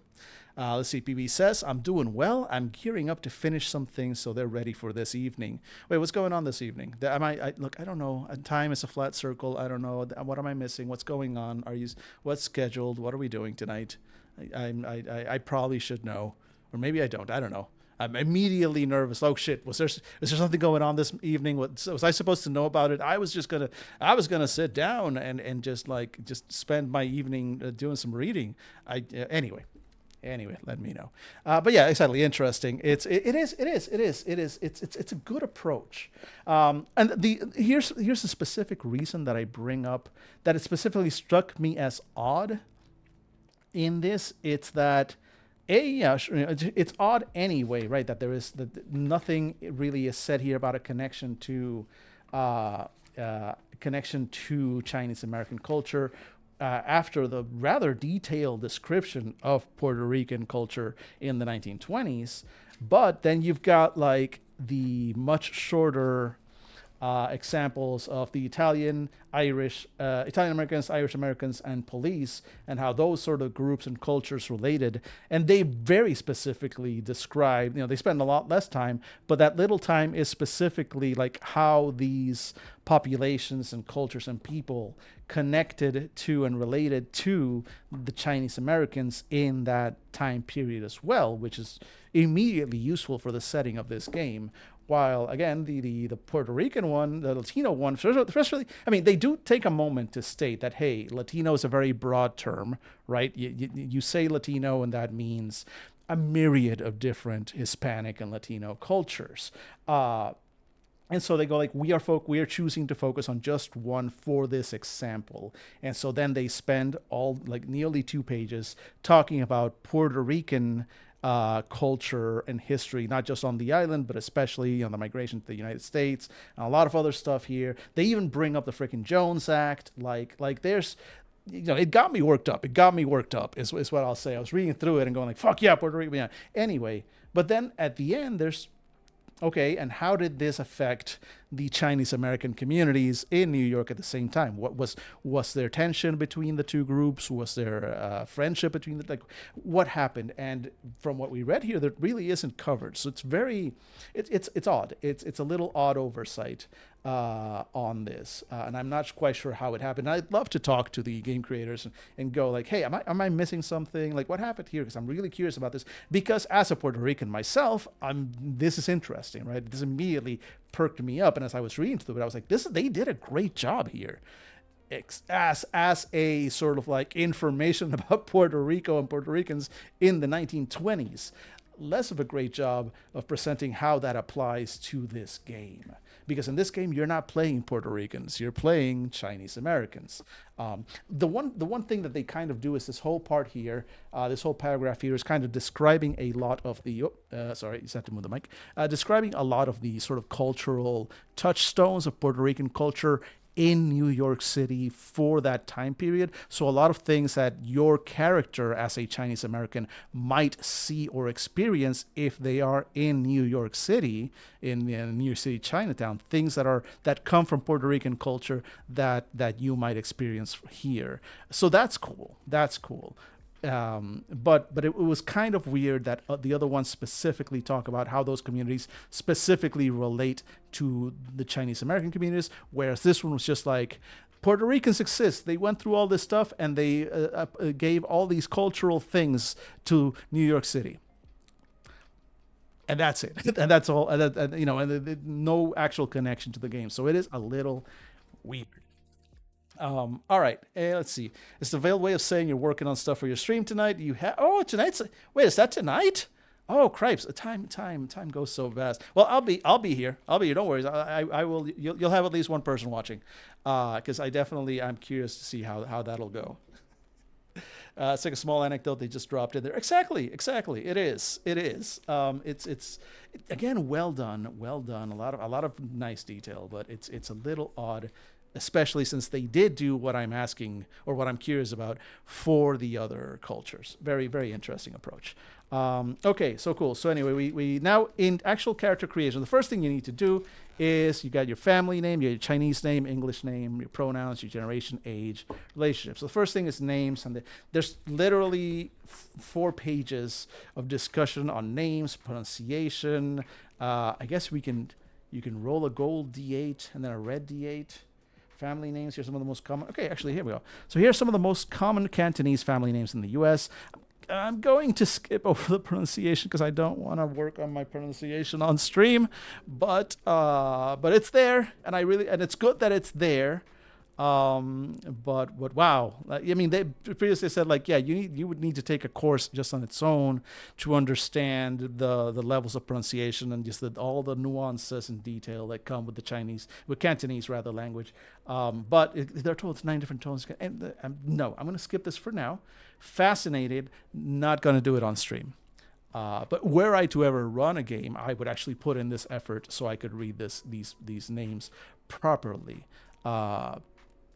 But let's see, Zheng, Kan, see, like Can 4, Koi 3. Okay, so that okay. Oh boy, so Lai 6 is select, se, see, se, la, lie. Is that like that low lie? So I guess that's what we did. Okay, after saying I'm not gonna work on my pronunciation, and then I realized they gave me a table I can use, and just gamer brain kicked in. So if I'm pronouncing ngan is low fall, greasy, c, say, so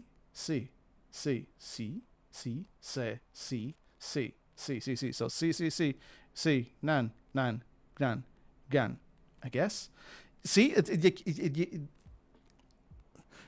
and that's part of the reason that like sometimes when I've listened to Chinese, it's so difficult because so much of it is about the tone, and there's so little difference unless you're very practiced. Like C, greasy, and C,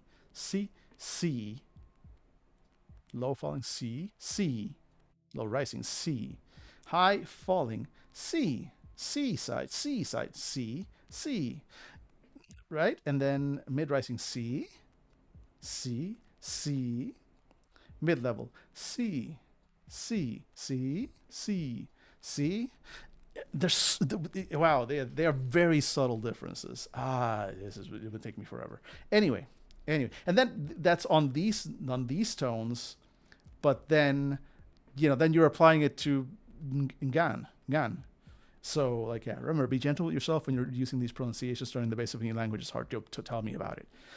So I'm going to kind of skip some of this, but I am going to. Pronunciations you can look up. Blah, blah. If you are stumped for a name, roll a gold D8 and a red D8. Follow the numbers on the table below. That will give you your family name. In each box, you will find the Chinese character and pronunciation. So you know what? Let's do that. It's just we're going to kind of make a character off the top of our head. So we'll roll one red D8 and one gold D8, and let's see what we get on those. Okay, so we got a 5 on the gold and a 7 on the red. So 5 and 7 is... Okay, so that's 3 C, C. So that's mid-level C, C, C, C, Sung, Sung, Sung, Sung. Not Sung, Sung, Sung, Sung. So our character is... Our family name is Sung. So that would go there, Sung. And then we would have our first given and generational names. Some Chinese people have 3-part names. First is their family name, which speaks to their lineage. Then they go to the generational name, that's picked by the entire immediate family. Okay, so there's a lot more here. So we're not actually creating the character. But cool. So we got a lot of examples on names, given masculine names, feminine names, non-binary names. Excellent. And then younger generations tend to have English names as an attempt to assimilate into an American society better. Characters who are paper children may also be known by a different family name than what they regularly use. See glossary paper children on page 141. I'm actually curious. What does that mean? Because I do not know that term. Ooh, art. Nice. 141. Whoa. Nope, too much, too little. 140. Come on. There we go. Paper Children, Paper Sons and Daughters. In this game, we decided to change the name to Paper Children so we are not restricted to gender binaries. So it's Paper Sons and Daughters. We're China-born Chinese people who bought fake passports during the time of the Chinese Exclusion Act. These passports declared that they were related to Chinese people who had become American citizens before the Exclusion Act. Interesting. And of course, since this game takes place in the 1920s, so yeah, that makes sense. Interesting. All right. Generations and age. Throughout the book, we'll be using the term generation in 2 ways. First, to signify the generation of immigration in a country like America or Canada, for example, 3rd or 4th.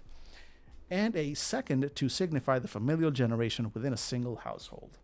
Many Chinese American families are multi-generational, with most, if not all, the family members working at the restaurant, etc., etc. We're going to kind of skip through a few of this stuff. But here's some description of how younger and older generations might perceive certain things.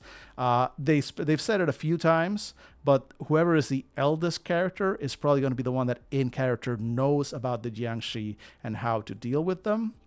And they will receive the little where I keep this one, the defeating Jiangshi 101 card. Which we still don't know exactly what it does in the game, but they make a point of telling you that you need one. They got everyday items, so once per day. Okay, so now this is part of the creation. So now the first thing is everyday items, which is a once per day kind of thing. So let's read about that. Each PC must choose one everyday item and one heirloom. These items may be something that they can hold, carry, wear, or keep in their pockets. These make up the 1st and 7th slots on the character sheet.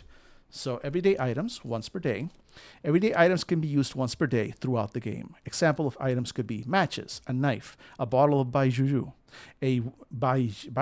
there we go, a wallet with some coins, etc. These items can give a player an advantage when rolling if they decide to incorporate it into a scene where it makes sense, as allowed by the GM. See modifying dice rolls on page 110 for more information. Okay, so not that different from my own game. Well, like you've got items, and items are something you can use to modify dice rolls. Looks like it's only once per day.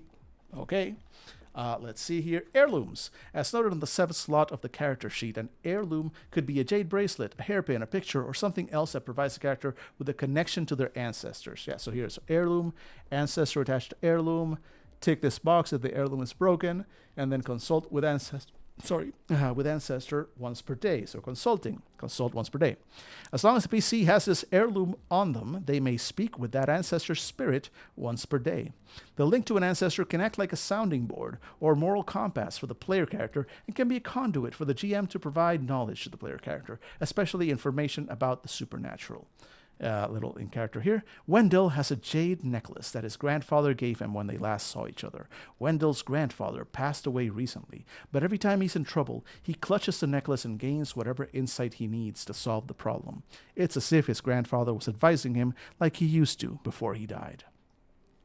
Break the tie. Use once ever. I don't see that on the character sheet, so it just I guess take the sound if the heirloom is broken, it's probably that. So breaking the tie. At any point in the game, a PC may choose to permanently break their heirloom. To heal up to 3 resilience on themselves or other PCs.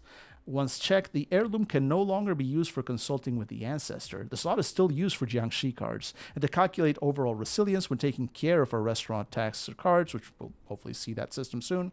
If a PC's heirloom slot is ever covered by a Jiangshi card, again, we'll see how that happens. If that happens, they will not be able to break the tie. A broken heirloom can never be fixed to the point where the ancestor spirit returns. It might be cosmetically repairable, but it will never be the same again. When a PC breaks the tie, they can split up the 3 resilience between themselves and any number of PCs in the same scene. Each healed PC removes any card from a slot on their character sheet for each resilience they regain. Okay, both Jiangshi and Moon cards can be removed this way. Interesting. All right, so we'll see what that actually means once we get a little bit more to where we put all these cards and stuff. So so as we've noted, this game seems to be very physical. It very much expects you to have this character sheet, and it has these shapes and these things in place because these cards, will go on it as we go and fill specific spots and roles. Like there's literally a board for this game. So while it is not outright a board game, it's still a tabletop RPG. It definitely has a board, and from what I've seen, because again, this was brought up earlier in the stream, like what's this stuff? Is all these gewgaws and extra things that are brought necessary, or is this just stuff that comes because I splurged on the deluxe version back during the Kickstarter? And it appears that this all this stuff is necessary, which leads me to believe that this is the only way to buy this book. The extra stuff that I got is basically like the art and everything else, but the boards and the spirit papers and the character sheets and the maps and all that, I think that's just the game. That's just the game. Which is very cool because I am of split mind. I am torn sometimes with games that have a lot of physical fiddly bits, because on the one hand, I love physical fiddly bits in my games. Oh boy, do I! Just wait until the probably month or month and a half that I will probably spend whenever I get to Invisible Sun on this goddamn stream. But at the same time, so many of the games we play, right, are online these days. You know what? During the next break, love a good reference sheet, game board, play armature. Yes, I do. Hey, welcome in, Corganism. Long time no see. Good to see you, friend. I am currently a moth. There are reasons for that. You'll see my beautiful, beautiful face if I switch over to the other screen. But for now, I remain a moth in the corner, uncivilized moth. But yes, like I said, I love this stuff. I love all these fiddly bits, all these maps and boards. I love that the character sheets are dry erase, and they give you a set of dry erase markers to do them with. Like, all this stuff is great, but it also makes me wonder, like, okay, but what if all my friends are online, and I wanted to play this, and hey. Like, how do I play this with my friends across the country, right? So during the next ad break, which will be in just under 10 minutes, so brace for that, I'll check to see if there are any online resources that were created for this in mind. Probably, hopefully, I should hope, because otherwise, how can you play this in any other way, right?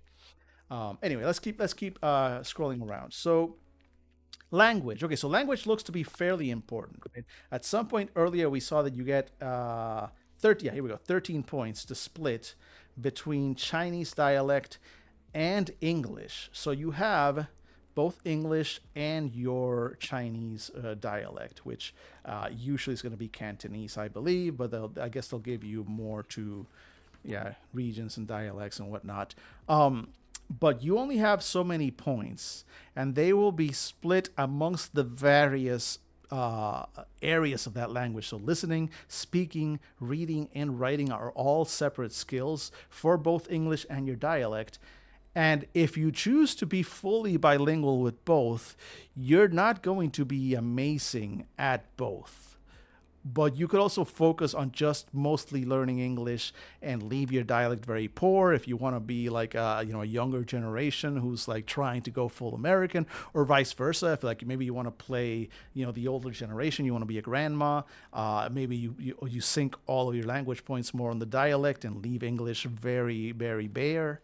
And that's going to be a role play choice. So yeah, I'm really looking. Let's see how they approach that here in the game. By the way, for anybody new to the stream, anybody who's just tuned in, we are taking a look at Banana Chan and Sengfun Lim's Jiangshi, Blood in the Banquet Hall, tabletop role-playing game, run the family restaurant, survive the night. You play as Chinese Americans in the 1920s, running a restaurant, Chinese American family running a restaurant during the day and protecting the restaurant from the Jiangshi, the hopping vampires, the undead at night. So fun. Let's see. So language. So each player has 13 points split between the Chinese dialect that they use, English and other languages. Each language has 4 aspects. It's pretty much everything I just spoke about. The more points a PC has in an aspect, the better they understand or can communicate using it. PCs should typically assign more points to listening than speaking a language, and more points to speaking than reading or writing. If the player is about to interact with someone or read a piece of text, they should check their language points. If they have 3 points, they do not need to roll and they immediately understand the writing or the person. If they had 2 points and they are interacting with someone who may be a professor or executive using big words or text with strange medical jargon, they may need to make a challenge roll to see if they understand properly. If they only have 1 point, they must remove a die from the family pool and then make a challenge roll. If they do not have any points, they cannot understand the other person or the text at all.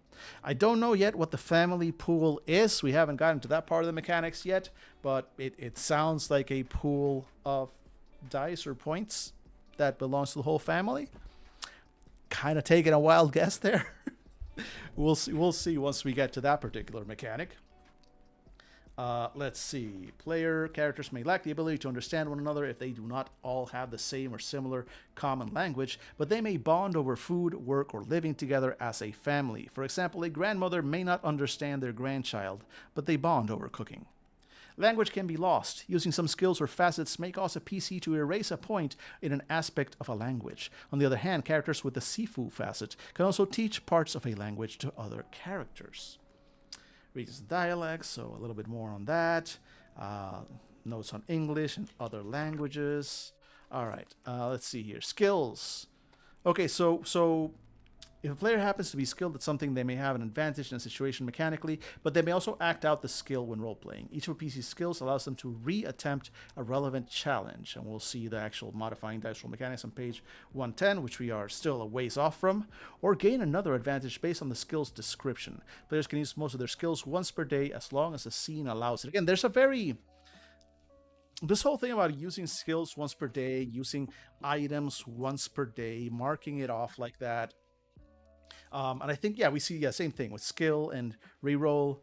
Reroll a family dice pool once per day. We'll look at that in a minute, but it's once per day. Facets, apply facet effect once per day. Skill once per day. Like,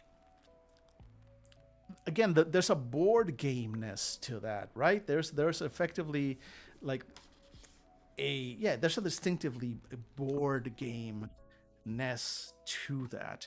So it is interesting. It's still a tabletop RPG, but it almost feels a little hybrid between tabletop RPG and board game. And I say this in part, and if I'm not mistaken, I hope I'm not confusing Senfun Lim with someone else.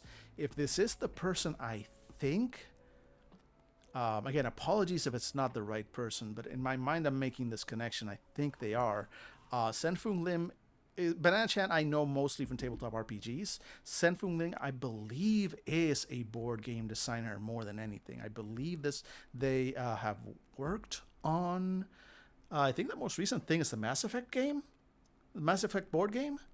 Again, if this is the right person, and apologies if it's not, but I can check during the next break, maybe, which will be in about 4 minutes. But it does check out. If this is what I think it is, it kind of checks out that there is so much, that there is such a board game esque aspect to this game, because that's where the bulk of their design skills and language come from. So in that weird sort of way, I guess this really is sort of like a hybrid tabletop RPG board game, even more than others I've seen. Although to be fair, because Dan, take a breath. But like Invisible Sun has all the gigaws and things, but Invisible Sun can also be played with none of that stuff. It can be played purely online with pen, just your voice and pen and paper. Like you don't need all the extra gigaws and board games and extra cards and effects and stuff. Like it's all in the text. It's all in the books as well.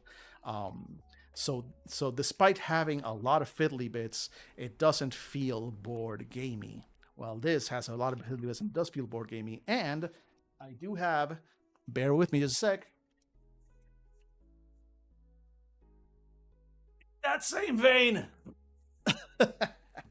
I've got a couple more that are kind of like that. I've got, you know what? You know what? This is just a preview because we do kind of have to go for a quick ad break. So I'm gonna leave you with that image first. And actually, here, let me. There we go. That's me. That's the face. That's the face. Hey, folks, I gotta pay the ad gods. Welcome to the ad zone. We will, as always, be right back.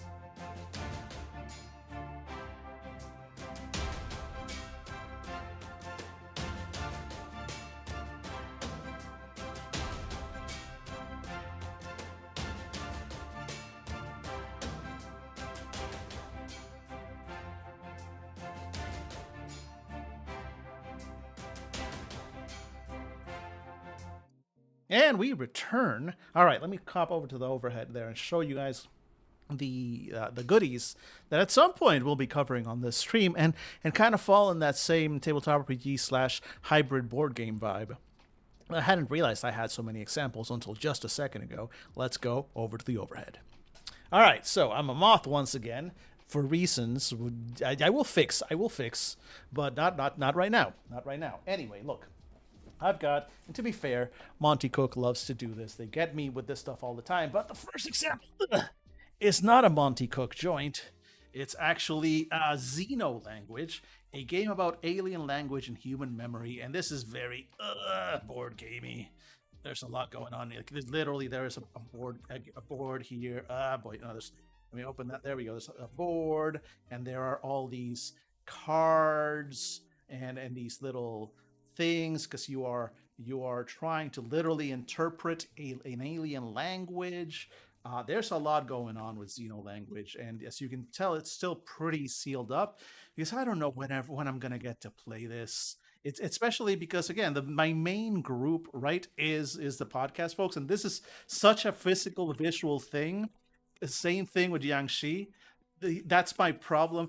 I'm approaching these games as a gamer, right? But I'm also approaching them a little bit as as me, as a guy who is part of a podcast that runs these games.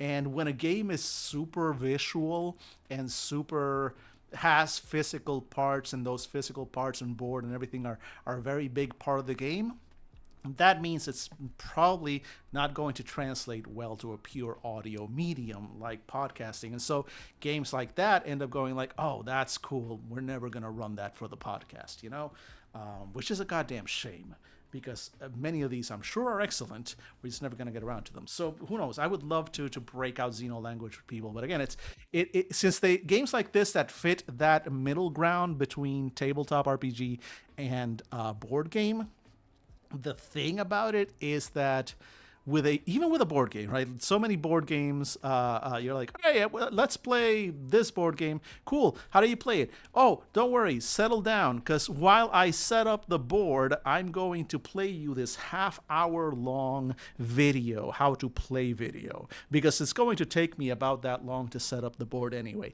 And look, oh, there's my cat. So we may be seeing cat on camera soon. But look, I get that. There's a part of me that loves that as well. But there's the whole bunch of people that includes, I'm going to be honest, probably the bulk of my gaming groups, where if I tell them that they're going to have to sit through a 30-minute video on how to play that game before we can play tonight, they're going to tell me to go fuck myself.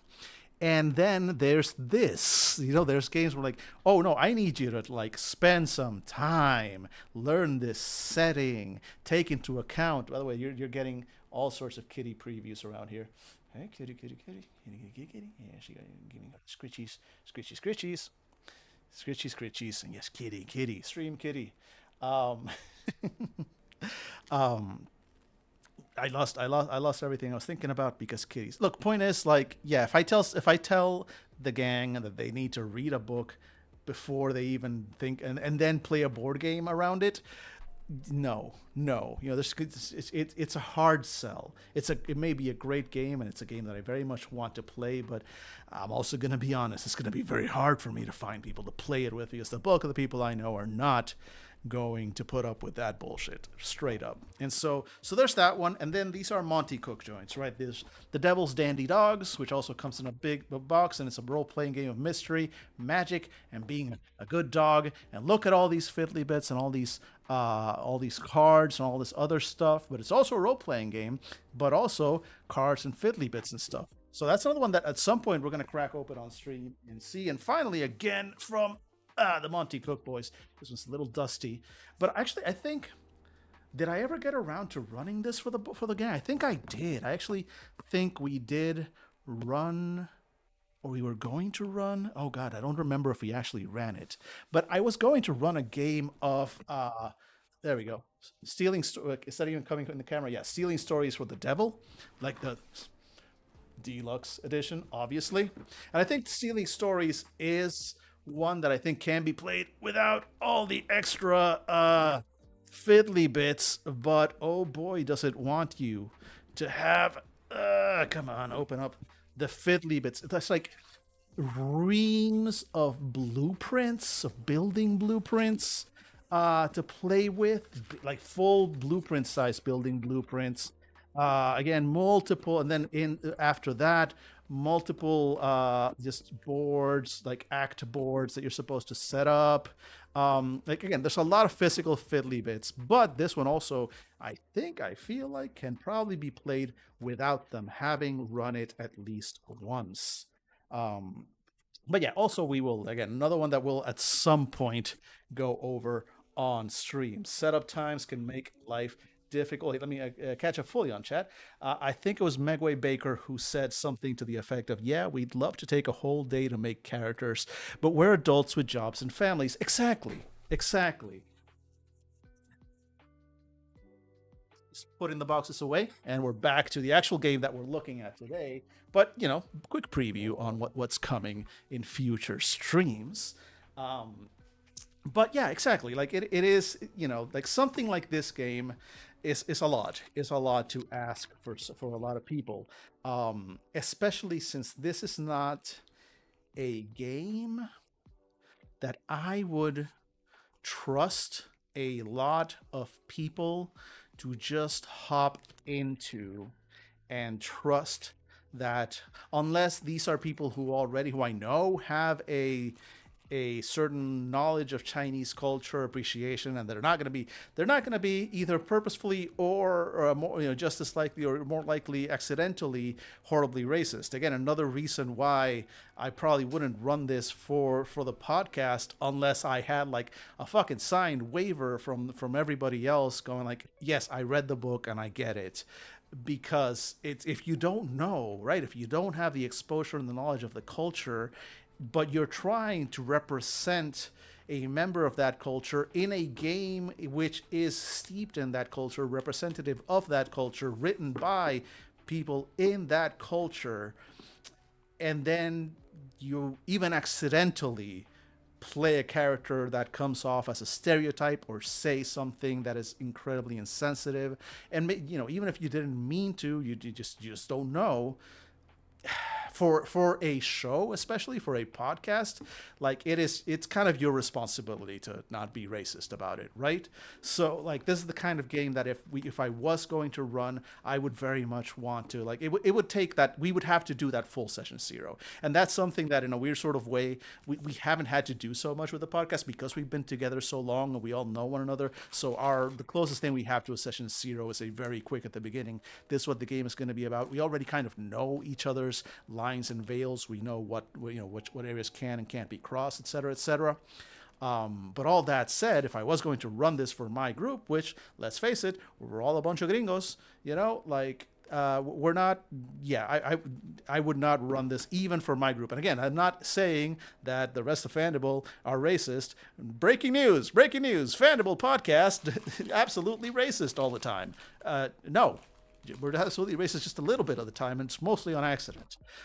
Except for Dave, of course. He's a member of the Ku Klux Klan, and I believe he would come on stream and absolutely back me up on that. Um, but point is, this game, yeah, I would want people to actually take the time and get know all this stuff, and that's not gonna happen, not because they're bad people that would not read this, but because of, as Gorganism just say, they are adults who have lives, right? So if I tell them like, you have this much homework to do before we can start on the game, it's gonna be a hard sell, which is a shame because I really like what they're doing so far with the game. On that note, back to the game. Let's see. So we're looking at the skills right now. We still don't know how this works. That's mechanics are on page 110. We're on page like 89. So we'll see what these skills actually do. But got the full.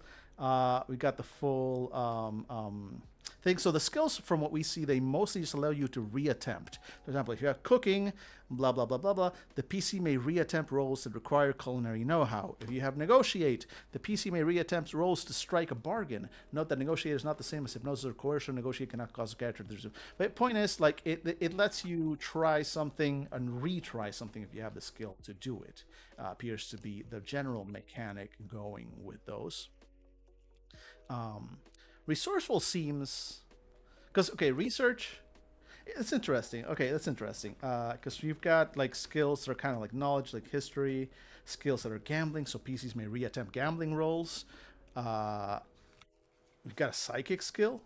You don't need to be a woo to be psychic. But we've also got this resourceful one, and this one feels a little OP. When a character is in a bind, they are able to figure a way out easily. They can use whatever is around them to their advantage. The PC may reattempt rolls if they are in a situation that requires creative thinking.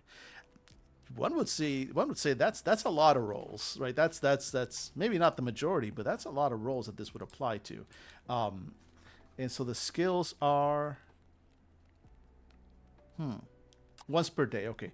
Players can use most of their skills once per day as long as the scene allows it. Okay, so we're still back at that sort of once per day thing because, again, skills go here, you mark them down. That's correct. Okay, let's keep going.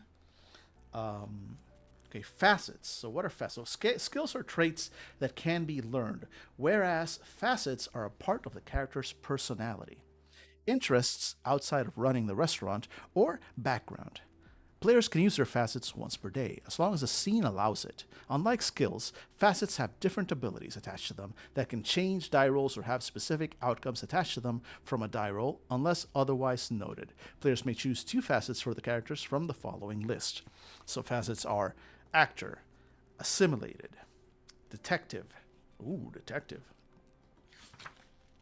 entrepreneur, herbalist, musician, paper child, poet, political exile, sifu,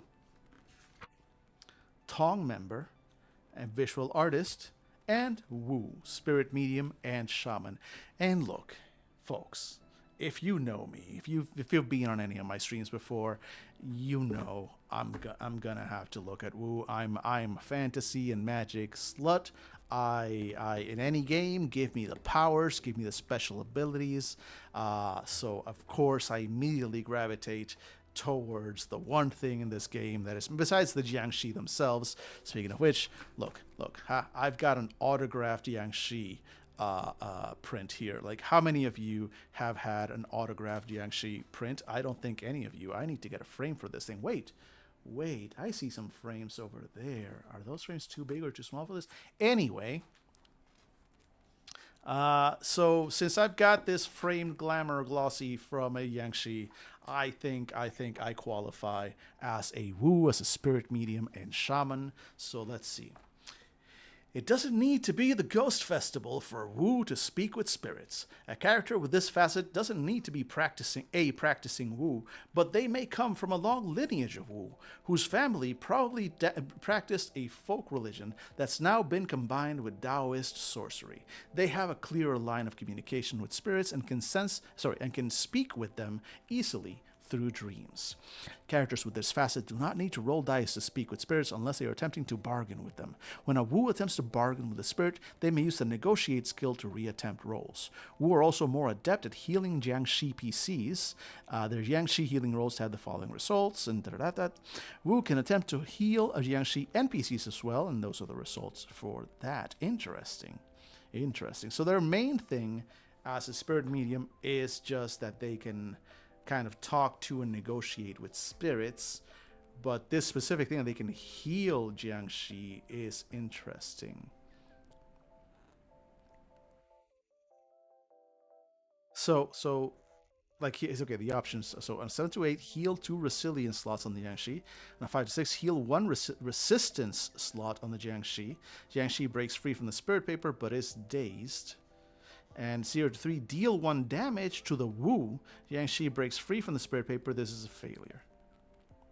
So I wonder okay, so it sounds like you would, because they're not specifically saying, I guess healing play characters and page. Maybe there's something else about where they mentioned that, but this kind of implies that the Yangshi will have a spirit paper done on them first before this happens, right?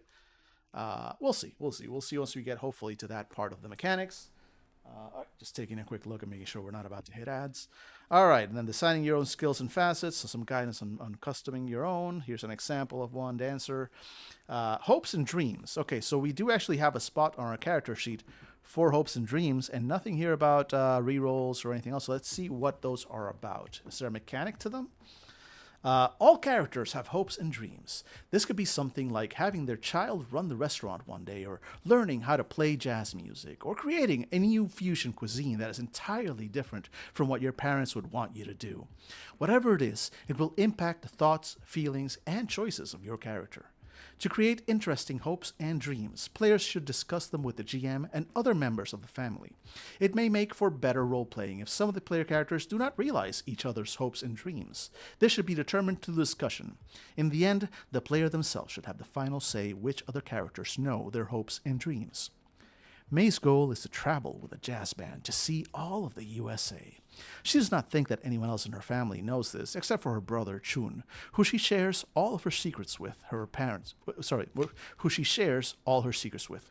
Her parents, on the other hand, want May to marry the grocer's son. Everyone in the family is aware of their wishes, much to May's dismay.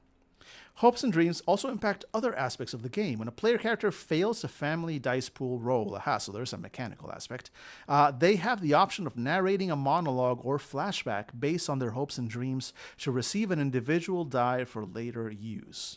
So here's an example. May failed a roll using the family dice pool. She will monologue how much her character wants to be at a jazz show instead of being at the restaurant with her family. If the monologue and flashback rules are not a part of the game, May still receives an individual die. Cool. So basically, it's like you should be doing this, but you can also, if you're with a group that's shy about the role play, you can just say, I do. You say, I do a monologue about my hopes and dreams. Give me the die, basically. Did they say specifically? When a player character fails a family dice pool roll. So they don't specifically say that this is a once per day thing. But let's see how often these family dice pool rolls actually do, which hopefully again we'll see around page 110, I guess. We're still a ways away from that because that is how this stream goes. I just go very slowly through role-playing game books. Is that a niche? It's my niche. Sorry, this was just checking time. By the way, folks, big news for today. I will continue. The stream will not end at 5. We're going to keep going through 6. We'll end it at 6. After that, I'm going to be tired and hungry. But there will be no evening stream today. That's why we're going just a little bit longer on the tabletop, on the Taterpugs, kind of stuff. So let's see. Hopes and dreams. So running a restaurant. So now at this point, you've decided to open a restaurant. Let's see how long you last. So just talking about what it means to have a restaurant. Yada, yada, yada. History. Boom. Now we're getting to a little bit more mechanics. So let's bring the board up. We did have, because this is a fancy version, we do have the cloth version. But, it's going to drape over this. And while I do have several other cloths down here, maps and such, I'm not going to break that one open yet. We're going to use the board. So refer to the board. All right. So the restaurant. This is the restaurant, right? This is our board here. The restaurant the player characters run or are employed at is its own entity in the game.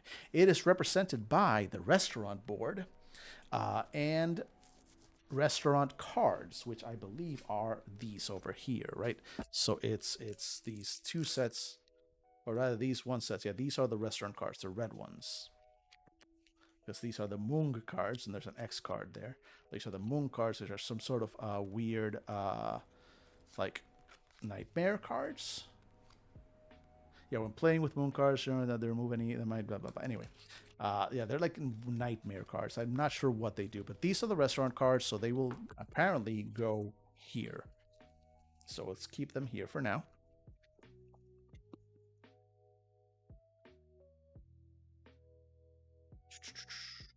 More than a simple building, the players would be wise to consider the restaurant as a living being that will protect and sustain the player characters if they keep it in good repair.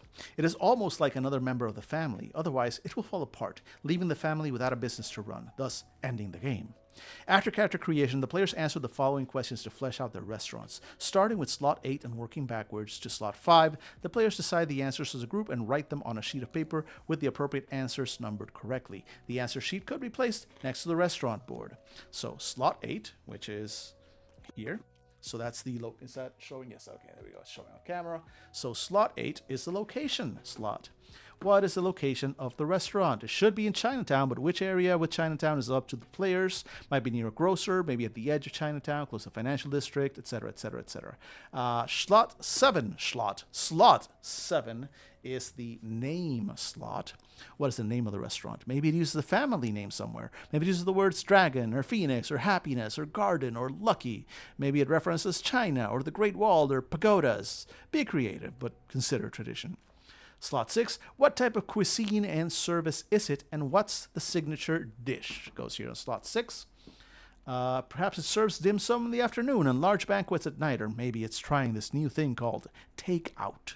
Or does it cater to the Western palate with chop suey? Maybe the signature dish is something that the family is trying to push on customers without much luck. See Cantonese cooking on page 61, we already saw that. Okay, then slot 5. Typical clientele and busiest times.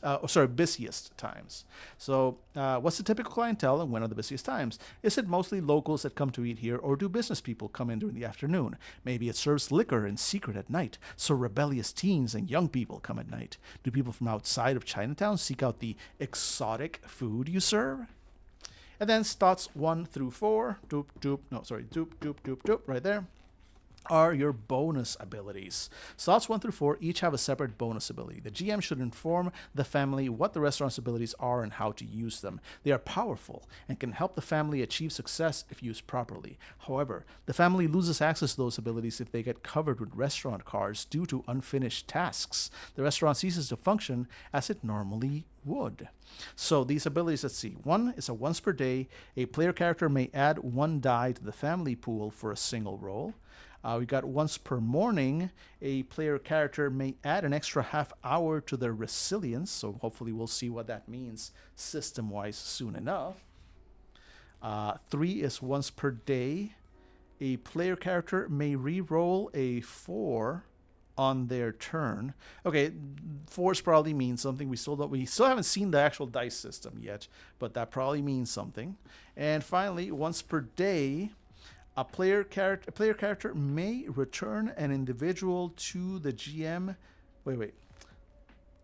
A player character may return an individual die. Okay, there we go. Individual die to the GM to add 1 to any non-4 result. Okay, all right. So these are special abilities. All right, gameplay. Here we go. Actual gameplay. Daily structure. Sorry, just checking the time again. Okay. Daily structure. The game is broken up into alternating day and night cycles, each with 2 sub-phases: morning, afternoon, evening, dead of night.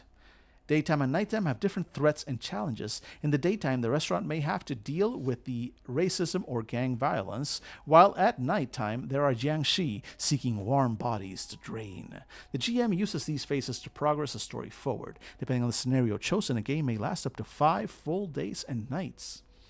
Phases and scenes. Each of the 4 phases in the day-night cycle is broken up into scenes. In each phase, each PC roleplays a scene that may involve any number of other PCs or NPCs. Once each PC has had a scene, the game progresses to the next day-night phase. PCs can track which phase they are in by moving the family dice pool around on day-night tracker. Outside of flashbacks, phases always move forward in time. At the start of any day after the first, the GM removes 1d8 from the family pool and places the pool on the morning phase. When players are done with their scenes in the morning phase, they move to the family dice pool into the afternoon phase, and so on through the evening phase, and finally to the dead of night phase. Once all 4 phases have been played out on a given day, players move on to the next day, and the GM removes 1d8 from the family dice pool as discussed on page 108. Outside of flashbacks, phases always move forward in time. Okay, it feels like a repetition of what we just said, but got it. Scenes during each phase are as many scenes as there are player characters. GM strives to have each player roleplay a scene that allows their character to shine. Players may choose to be in a specific type of scene, or the GM may place them in one. The player or GM may involve other player characters in a scene as negotiated. So this feels, there's almost like a fiasco-ness to it. If you are familiar at all with Fiasco and the rules, like basically like a player effectively puts out a scene, and then other players can choose to join it. Although I guess in this case, they're joining with their characters rather than like, which is again something you can do in Fiasco. But also you could play like an NPC or whatever. Here NPCs I guess would be the game moderator is the term, the GM. But okay, but yeah, it's an interesting kind of like Fiasco. Like we're gonna go around the table and everybody's going to get a scene in the morning, a scene in the afternoon, a scene in the dead of night, in the evening, a scene in the dead of night, etc., etc. So it is, again, it gives you that, it's very structured play, which again is redolent of that board gaminess to it. Like there are specific phases, there are specific structure, there are specific steps that are followed on a board as the game progresses, which it feels very, very board gamey. All right, let's keep going. Let's see, the scenes, morning scenes. Okay, so now we've got a little bit more detail on each. Let's see. So morning, restaurant checklist, no Jiangshi. Afternoon, service starts, no Jiangshi. Evening, service continues, Jiangshi come out. And dead of night, restaurant closed, Jiangshi are, God damn it, I need to stop hitting the mic. Jiangshi are still out. All right, and let's see what the book tells us about each of those. So morning scenes. In the morning, there are two things that need to be done. If it's not the first morning of the game, Mung cards need to be distributed if they are in play. See damage and resilience on page 106. After that, regardless of whether or not it's the first morning, player characters must attempt to complete restaurant cards, which are their daily chores, which we did see the first time. Like if you look at these restaurant cards, you'll see like no dishes with naan, and then prep. So these are that's prep dough. Grind and toast spices, greasy kitchen, neglected floors, dirty restaurant, disgusted customers, wait, no, sorry, god damn it, wrong one. Here we go. It's because one side is task, one side is kind of like a problem. So clean the kitchen takes 3 hours. Clean front of restaurant takes 3 hours. Prep dessert, make advertising, pest control, peel vegetables, get steamer ready. So they take a certain amount of hours of sort of resilience from you. And as you can see, your character sheet, you have like 1 hour, 1 hour, 1 hour, 1 hour, half an hour, half an hour, half an hour, half an hour. I have a feeling that as you go and you spend hours, so if you're doing something that takes 3 hours of work, you would mark like 3 of these.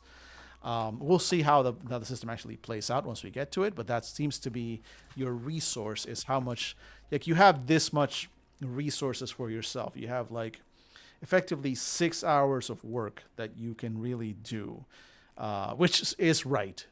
Like even on an 8-hour work day, you really do 6 hours in one way. Like in terms of like the pure work, the other stuff is just like effectively overhead, which is fine. It's not, that is not a calling to get more productive and make sure you are working the full 8 hours. No, those 2 hours of overhead are like, occasionally pooping and breathing. Like 6 hours, like you work 6 hours a day and you are exhausted. I feel like that feels right. Let's see here. Oh, sorry. Let me catch up on chat real quick. Love some good hospo drama. Nahual does it really well. Yes. I have not seen that game, but I've heard good things about it. Nahual is one that I really do want to take a look at some point. I do not have it currently in my collection, but if I'm able to get a hold of it, yes, I would love to take a look at that game, because I do really like what they're doing here. Please do not take my comments about this feeling very board gamey as that being a criticism. It is not. I kind of like what they're doing here, the board gaminess of it. Again, it's weird. It's weird because this board gaminess almost inspires me to want to run it for people, to just break it out and go like, hey, we're playing Jiangshi. Like it's basically a board game. I'm going to spread this stuff out and I'm going to tell you. But at the same time, it's also meant to be a serious tabletop RPG in which you are, in fact, racism is one of the primary things that you're dealing with. It's the 1920s. You're Chinese Americans.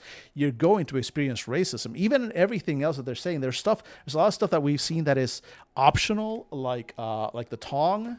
Like they literally make the tong optional. Sorry, I'm gonna switch over to the intro because we actually do have to go on ad break very shortly. But they bring up all these things that are optional, and they go like, hey, if you don't want this in your game, it's fine. But when it comes to the racism part, at that point they go like, hey, we're going to give you some guidelines. You know, they give you a very good example. Those of you who were not here earlier in the stream, they actually spent some time giving you a really good example of how to play a racist NPC without being actually racist, you know, or offending or hurting the players. You know, how to play a racist NPC safely, which is great guidance. But at the same time, they also say, like, racism is part of this game. We're going to give you tools to work with it. But if you cannot, if it is a straight up a trigger that you will not be able to deal with, understandable. Thank you for your time, and I hope you find a game that you know, that gives you that. Like, they pretty much those are the words they say. Like, that one is not a negotiable thing. So I'm breaking out this what feels like a board game, but also like, all right, great. So we're gonna have a lot of time. Also, a great time. Also, we're going to confront racism just head on. And on that note, as we go into the ad zone, we will be right back.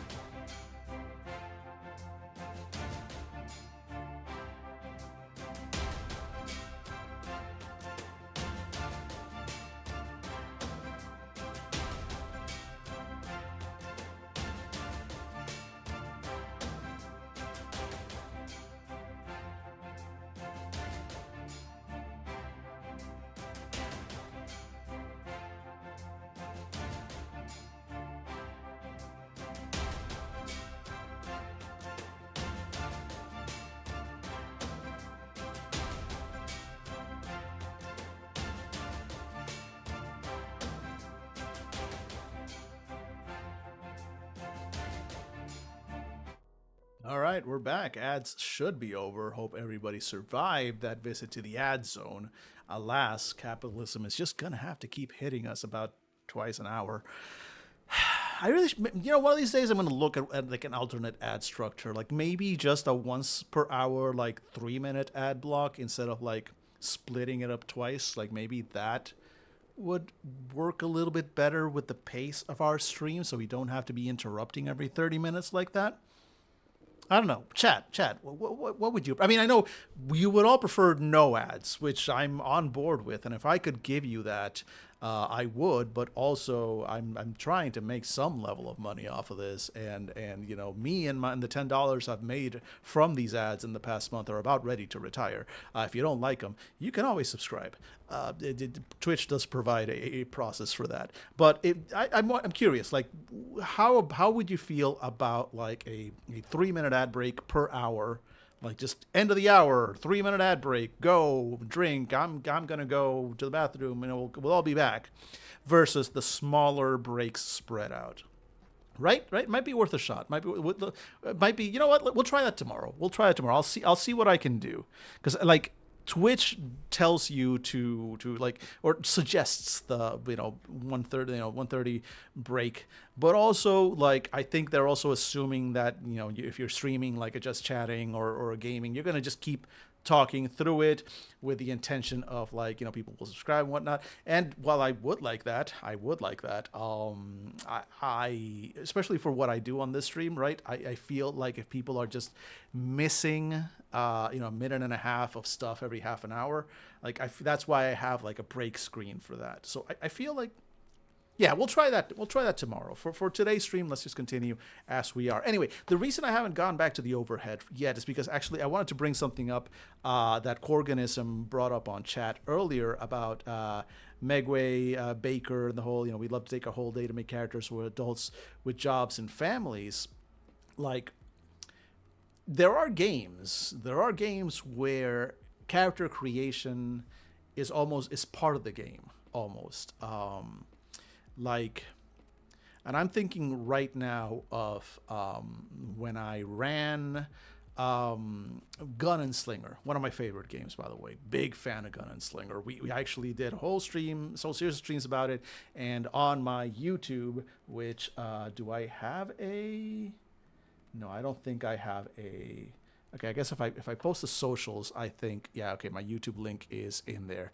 On YouTube, I actually did like an actual proper review of the game video. It's somewhere on my channel. I think.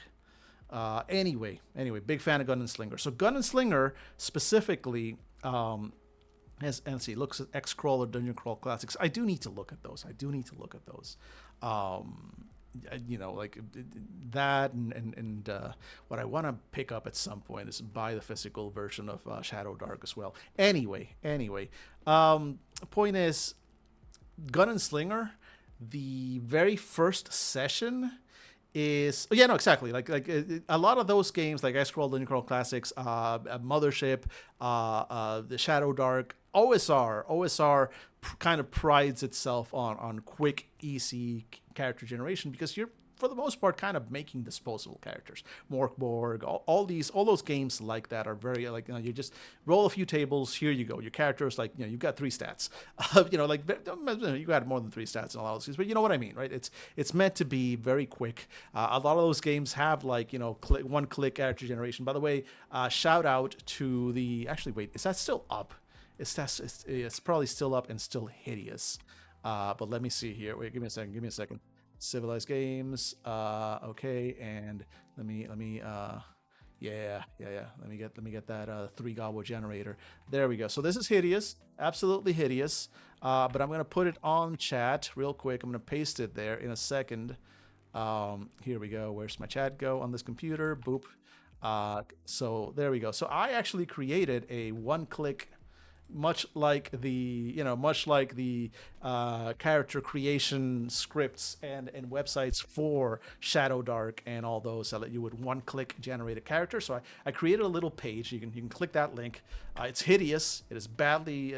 I actually made a version, but Wix. I've had this rant before. I've already done this rant. All right, I've already done this rant. Point is, Wix.com sucks as a host. I'm going to eventually move off of that, and hopefully then CSS will properly apply to the page, so it won't be as hideous, absolutely hideous as it is now. But it is functional. The script does work. Click the buttons, get goblins. Easy peasy, breezy, beautiful. Cover girl. Like, yes. So I've done that, and I want to do that for my other games eventually. But it's only so many hours in the day, and I do, have a need to spend most of them with petting my cat. So, it is what it is. Anyway. Point is, going back to actually Gun and Slinger, which I was bringing up, like that game, the character creation, it is pretty simple. Like it is, you mostly just make like everything is on the character sheet and just make a few choices, right? You just like select one of these. It's a little PBTA-ish in that whole, like, your character sheet is almost like a little playbook. It explains, these are your choices, these are your abilities. It's all on the character sheet. These are the things you can choose from, and as you advance, you're not adding any new things, you're selecting additional stuff that's already on the character sheet. That kind of approach. So already character creation to a certain point was pretty quick on that, but also it was very deep. And it was because the very first session of that game is collaborative creation. Like, before you get to the actual game mechanics, and the mechanics in that game, one of the reasons I love it so much is because they're so unique. It's a card based. You're basically playing Go Fish and blackjack with playing cards to actually do your actions. It's cool. I like it. But the before you even get to that, the entire first session is just basically the guide, the storyteller, basically asking questions of the players about the world, about their characters, about their history, and once you get through that, you end up with this. You generate the world and the adventure and everything kind of at the table, based on the skeleton that the game provides you. And that character generation, that was gameplay. That wasn't versus take something like D&D where, like, generally speaking, creating your character, while it can be a fun experience and whatnot, but it's generally not considered, for most people, they wouldn't call that part of the gameplay. I consider it part of the gameplay, but I think most people wouldn't, right? If you're just making your character, you're not playing D&D, you're making your character, you're filling out a form.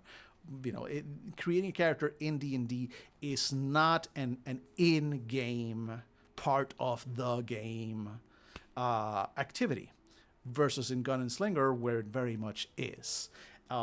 This is Jiangshi. Let's go ahead and go over to the overhead as well. Now, I just wanted to kind of bring that up as an example of, like, you can still have deep, detailed character creation without necessarily having to, hey, here's your homework first, right? But it's not going to work for every game, right? This game in specific is one where that necessarily wouldn't work unless you've already got a group of people who are already familiar with Chinese American, Chinese Canadian, history, culture, especially 1920s. And you're already familiar with the service industry, and you're particularly familiar with Chinatowns and all that stuff, then in that case, yeah, you could probably just hop in and play. But in this case, there's really, unless, we did see a GM section, which we kind of skipped over a little, that talks about setting up a game, right? Planning a game. But it's mostly about planning out an adventure, not necessarily about, and that's, I think, the one part. Actually, no, it's not a complaint. It's not necessarily a complaint, but it's interesting. Like, a lot of games that I've seen, we'll get back to the game, but we're just doing some commentary here. A lot of the games that I've seen, it feels like they place the bulk of needing to know the setting, needing to know the characters, needing to know how characters interact, needing to know the in-game world and conventions and everything in it. Is mostly placed upon the storyteller, guide, GM, dungeon master, whatever they are in that game, right? Like, it's almost always kind of assumed that, and you see my cat down there. Hi, sweetheart. It's almost always assumed that the guy, the storyteller, is going to have the bulk of that, and players will know a little, but they'll mostly figure it out as they go. Here in this game, the way we've seen it, I haven't seen any guidance on given to the GM on, like, hey, here's how to prepare your players for this, because the book itself feels like it's meant to be read by the player, by the individual players. So it takes time to teach the players, like, here's how you should play. Here's how to do these things. Here's how to play a Chinese American character in this time period without being racist about it, So it is a game that needs to talk directly to the players, rather than some games that kind of leave that part of it to the GM. To be fair, this game is a game that takes place, at least partially, in the real world, and addresses and talks about and lets you, in fact, tells you that you are playing members of a specific real world racial, ethnic, and cultural group. In a specific real world time period that happened. There is history. We can look it up. We can see what it was like. It is addressing those things. So that is it's a difference between something like, oh, we are in fantasy world, and this fantasy world, it's okay. You're not expected to know all of the ins and outs of this fantasy world. You'll get it, you'll learn about it in game, et cetera, et cetera. Here, no, these are real people. These are real people. You don't get to just decide, Chinese people in 1920, they all had 3 arms and used the word daddy-o a lot. Like, no, that's not how that happened. I'm just using random examples. Let's face it, at certain gaming tables, those examples would be mildly racist. So it is an interesting approach. It is something that has to be kept in mind before playing this game, and it is. it's not a stumbling block. Is not the way I'm looking. I'm not the word I'm looking for. Just that it is an extra amount of effort that is going to be required from the players. There's going to be a certain level of buy-in required from your players for a game like Jiangshi that is probably not going to be quite as big a requirement for, say, D&D, or really most any game that's not necessarily taking place in real life Earth, dealing with real life groups. I think that's going to be, it's not a problem. It's not a problem is not the word, but it's not a facet of gaming that is specifically high, sweetheart. I'm going to need you to not step on my keyboard. Yeah, if you're going to get on my lap, you can get on my lap, just not on my keyboard. It's something that any game that's going to have to deal with real world issues is going to have to address to a certain point, right? But this one in specific, because it's so tied to a specific culture and a specific time point, it also makes it so like, yeah, there's going to be homework. Like, you need to have that buy-in from your players to be able to pull off a game like this properly, which I'm not opposed to, but it is effort. It is additional effort that has to be spent, and it's going to make it so that this game is going to be more challenging to run for certain groups, which understandable, but it is what it is. It is what it is. All right. All of that said, before we go on to the next ad break, which will be in about 14 minutes, let's keep looking at the book a little bit. Sorry, look, you're seeing this. The cat is on my lap. She wants all the attention. But sweetheart, I have to give the people what they asked for. So let's switch over to the overhead. Where'd the button go for that? It's here. Here we go. All right. And I'm a moth again. You can't see the cat on my lap because I'm a moth. Moths do not have laps. All right. So now we're still back on the again we're back on the mechanics, and I do like that this feels very board gamey. There's a specific thing. Each PC has up to 6 hours of work. There's these tasks and everything. Like, you're playing a game, you're putting out cards, you're managing X amount of resources and all this. This feels all very board gamey, very Catan. Managing resources back and forth, keeping track of things on a board. But again, it is a tabletop RPG dealing with racism in the 1920s. Wild. Amazing, but wild.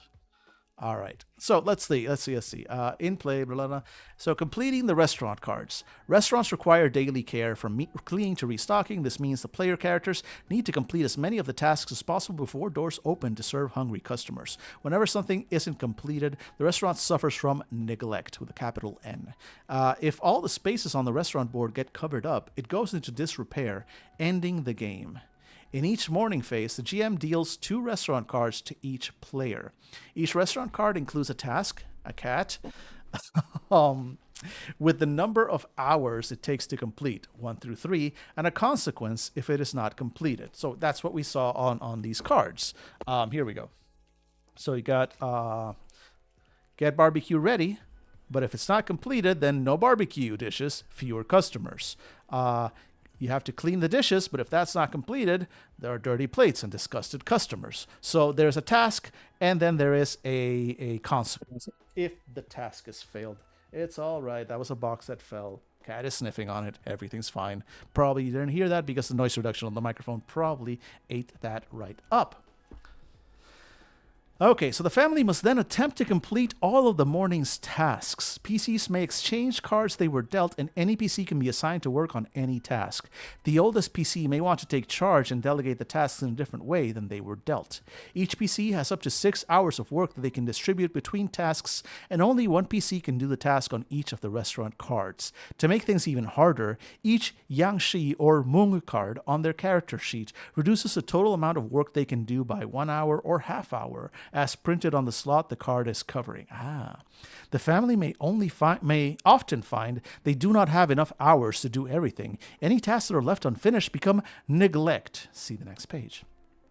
After the family decides how to divide up the work, the PCs roleplay morning scenes where they do work they were assigned. Once a player completes a task in a scene, they discard the restaurant card. If the restaurant deck is ever empty, the GM shuffles the discards to make a new deck. I'm going to skip the example and go for these role-playing tips. For shorter games, the characters are just wrapping up their tasks and are going into the afternoon scene. For longer games, the players can describe what the characters were working on in the morning scene. Players may decide to carry tasks from morning into the afternoon. However, this means that any consequences that happen in the morning would also leak into the afternoon. Tasks should all be completed before the evening phase so they're prepared for the next big shift. If for some reason it suits the narrative that a player cannot complete a task even though they have sufficient hours to do so on their character sheet, they will need to roleplay why they couldn't work on it anymore, and the card becomes unresolved. Neglect and consequences. During the time when tasks are assigned, any restaurant card that was unresolved is handed to the GM. The GM rotates the card and describes the consequence of not completing the tasks. A sample of cards includes: make noodles, consequence for not completing, no noodle dishes, no birthday parties. Go through the till, consequence for not completing, missing money. While these consequences do not have any mechanical impact on dice rolls, they are great narrative hooks for players and the GM alike. The GM then places all unresolved restaurant cards on the restaurant board to show the restaurant is suffering from neglect. Each card covers the numbered slot on the board, starting with the lowest numbered uncovered slot and counting up. If a slot with an ability is covered, it can no longer be used. So we place one here, and we lose the ability to once per day add one die to the family rule for a single pool for a single roll, and so forth with each one of these that gets covered if the tasks are not completed in time. Once per day, each player character can attempt to remove a consequence from the restaurant board. See Dealing with Neglect on page 114 for details. Okay, cool. So we'll see that mechanic when we get to it. Just checking the times. Okay, we still got like 9 minutes. Afternoon and evening scenes. Scenes during service. This should be the time when the main thrust of the story comes to light. During meal service, scenes are much less structured. They focus on individual PC actions, contrasting the demands of the restaurant and the hopes and dreams of the characters. Uses opportunity to pull on the heartstrings of the PCs, put them into conflict with other NPCs, their family, and themselves. This is the best time to involve NPCs from the community and beyond, and lay the framework for the larger plot the GM wishes the players to become involved in. As the local meeting place for the Chinese community, the family's restaurant may be a hub of activity, and you may get drawn into local conspiracies that you would rather not be part of. Customers will start coming into the restaurant, and some of them may demand more attention than others. They will almost all order food, however. And a whole bunch of example scenes with NPCs. Player characters role-play these scenes using their skills and facets as necessary to keep the restaurant running and their customers happy. They will learn about strange happenings in Chinatown and may get dragged into nefarious plots, all while trying to meet their own hopes and dreams. Remember that each player character should have an equal share of the spotlight. While they don't each have to have an individual scene or be the focal character of a scene, they should contribute meaningfully to at least one scene with any number of other player characters. During each phase of with a number of other player characters during each phase of each day. It is during these phases that a player character may also wish to deal with fixing the restaurant, see Dealing with Neglect, or offer counsel to a family member regarding the nightmares that have been plaguing them, see Discussing Dreams. The players must see to their own self-care and the care of their restaurant. The GM should not make it impossible to succeed, but should make the players feel like they worked hard for their success. It is the GM's job to make sure the players can't always do what they want. The customers come first.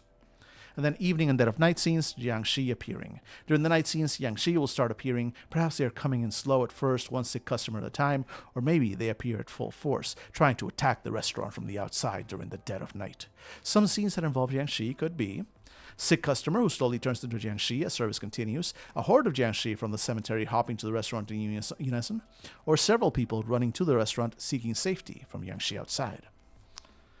Family advice. If a player character is alone in a scene and is in need of some assistance, the GM can ask each player character to give a brief piece of advice to help the player resolve the scene. Players can phrase this as a harsh fact, a stern order, or even a poetic turn of phrase.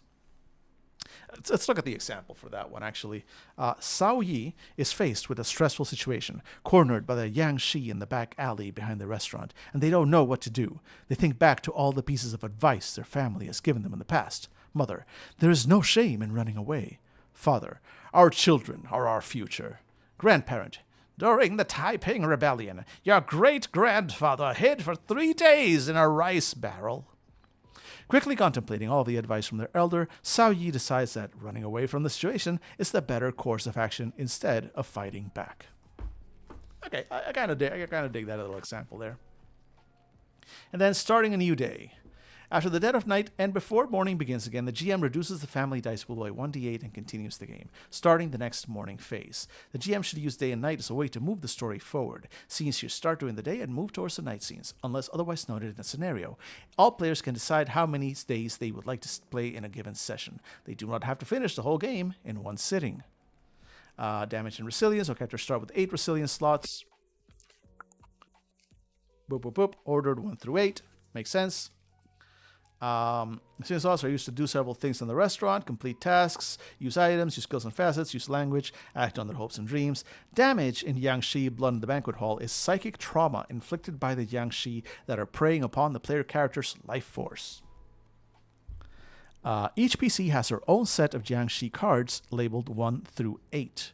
When a player character takes stress or damage, they place the next numbered Jiangshi card over the matching resilience slot, white side up, showing the loss of self side. So the Jiangshi card labeled 1 would go over the first slot for the everyday item. The slot is now covered, preventing the PC from using the skill, facet, item, or other ability printed there until the card is cleared. It's as if the character is losing that part of themselves as their chi is drained, and they get closer and closer to becoming a Jiangshi. So basically, let's see, what are the Jiangshi cards? These are Mung cards? Are these all Mung cards, or are the half of these like Jiangshi cards? Jiangshi. Okay, here we go. These are the Jiangshi cards, these white ones. Okay, there's 8, 7, so 1. Number 1 would be dazed and confused. And I don't know what this is all about, but basically you would place it like this. And then that means that you have 1 hour less of energy to use, and you can no longer use your everyday item. And then as you get more damage, right, so you would have number 2 would be sluggish movements covering up that skill. And then number 3 would be coughing, covering up one of your facets. Number 4 would be itchiness, covering up one of your skills. As you keep suffering psychic damage, you would have gray skin that covers up this facet, because you're becoming a Jiangshi, basically. Then you have a blue tongue, covering up your ability to speak English. Interesting. A sore throat, which covers up your ability to use your heirloom, because I guess you can't talk to your ancestors. And then finally, when you lose your hopes and dreams, you are hopping, because you are now a Jiangshi. Cool. Cool. I do love that your Chinese dialect is never covered. Interesting. That's actually really interesting. All right, we'll see if the book actually talks about that, but we'll see that when we come back from ads. Once again, it feels like these half-hour breaks go by so quickly. That's why I'm considering doing the hourly instead, and just, a 3-minute ad break once per hour. I think might be better, because these half-hour breaks just seem to come so quickly every time. Anyway, you know the drill. We will, of course, be right back.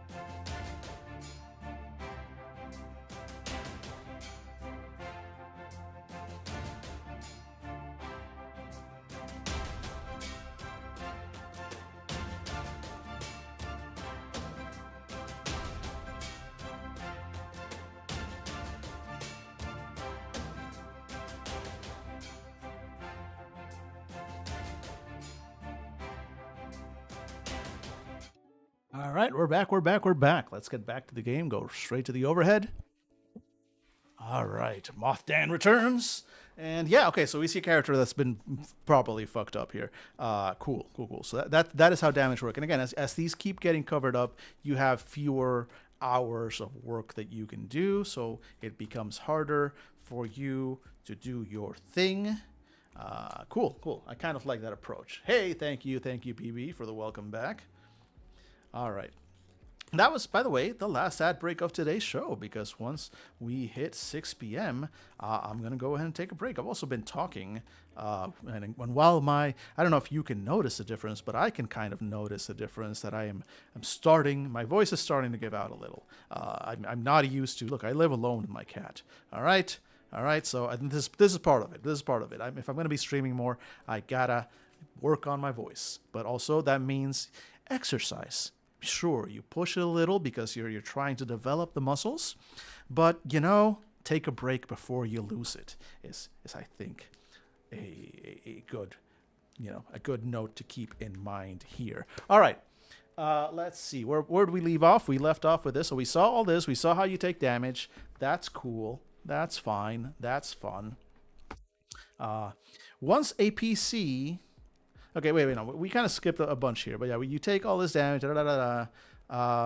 Limits how many restaurant cards a player can do because you have fewer hours. Cool. The white side of the Jiangshi card still gives role-playing hooks that the affected PC must incorporate into their scenes, as we saw, like a sore throat or a blue tongue or anything. That is an actual thing that is happening to you. You have to incorporate it into your scenes. Makes total sense. Jiangshi can come from a range of sources, even though a character may not have been directly attacked by Jiangshi.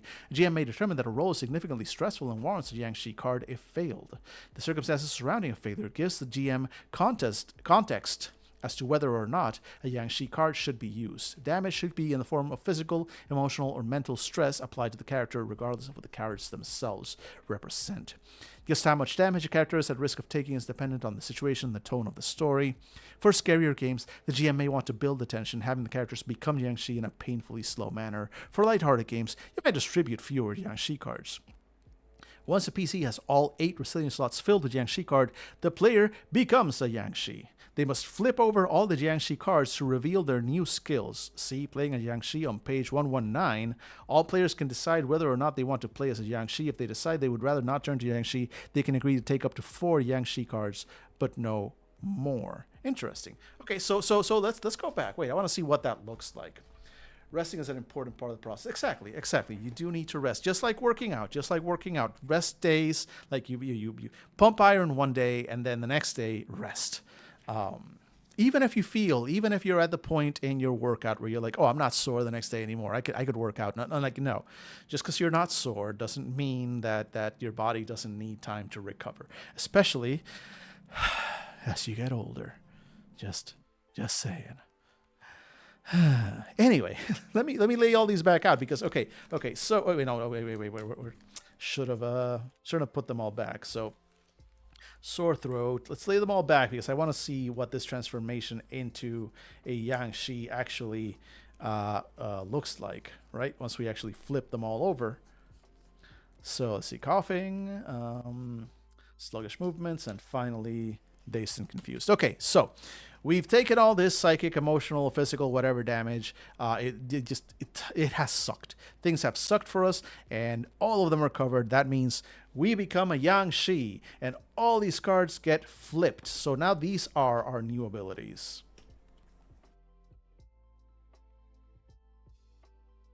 And there's a whole part of this is about how to play. So now our abilities, instead of like everyday items and skills and stuff, are Jiangshi abilities. So now we have spirit eating, superhuman strength, night vision, shapeshift into any human, invisibility, telepathy with other Jiangshi, shapeshift into any animal, and flight.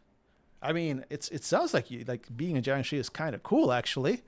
You get superpowers. So let's see. Playing a Jiangshi on page 119. I'm actually going to skip over to playing to that because I want to see what the requirements are. So let's see. 111. Nope. 119.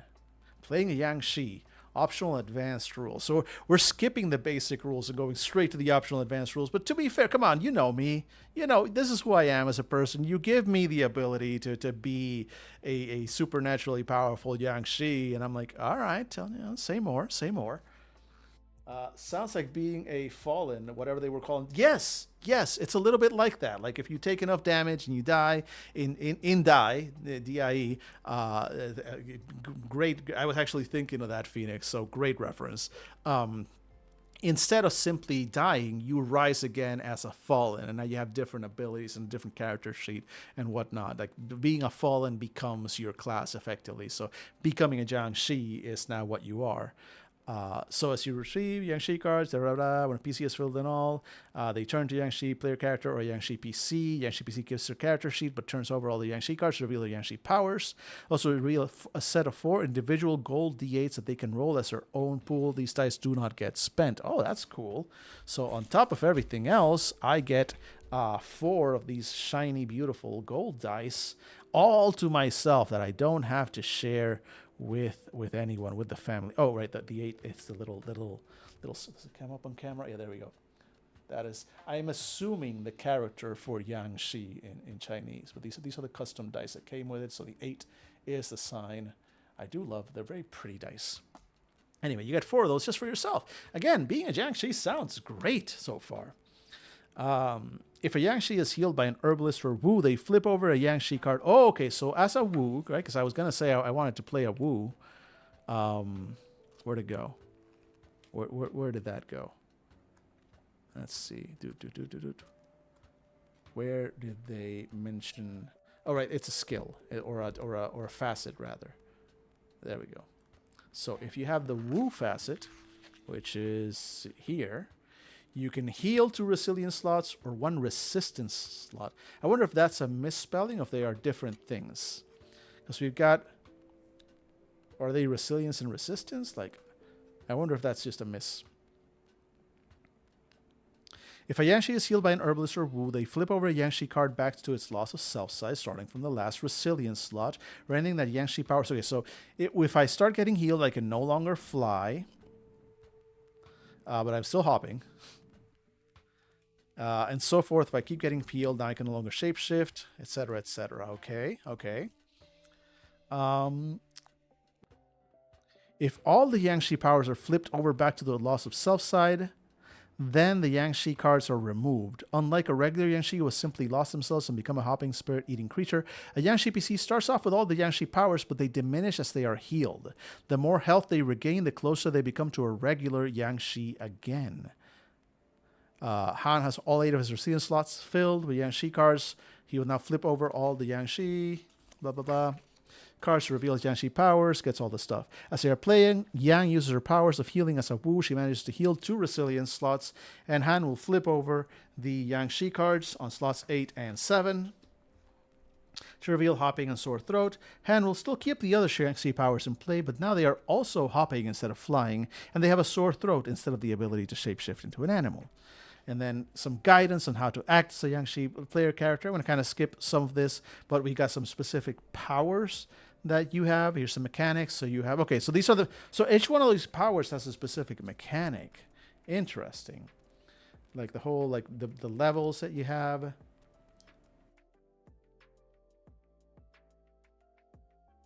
Okay, so you roll all 48s in clean house as usual. I don't know what clean house means. So I guess because we haven't, to this point, we still haven't seen the most. So as much as I like this game, it is breaking so many of my usual rules about what I like to see in a tabletop RPG book. Like in a tabletop RPG book, I usually like the first thing as soon as possible after you give me sort of the little intro, like, this is a game about this thing and you're going to enjoy it. And then maybe the quick, like, what is a tabletop RPG? Because I was, under a rock and I've never heard of D&D. What is it? All that section. We also, then usually what I like to see as soon as possible is your game's basic resolution mechanic. Am I rolling a d20? Am I rolling a pool of d6s? Am I pulling cards? What is my mechanic? if I'm playing this game and I want to do a thing that might fail. I want to know that as soon as possible. In this game, I've hopped back and forth through it. I've seen so much. I still have literally no idea how I roll. I am aware that there is a family pool, quote unquote, of dice that will be on the table.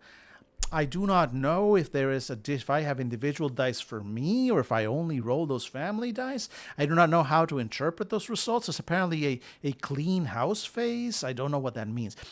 It's fine. It's fine. We're going to learn that. We'll get to that section. We keep it's like on page like 110, and we're close. We keep going back and forth, right? So we're gonna get to it very, very shortly. But in fact, here it is. Here's the dice system. It's like near the end of the book, though. Near the end of the book. You know, it's fine. It's there, but it really does break so many of the rules that I normally want to look at for like, okay, this game has been presented correctly.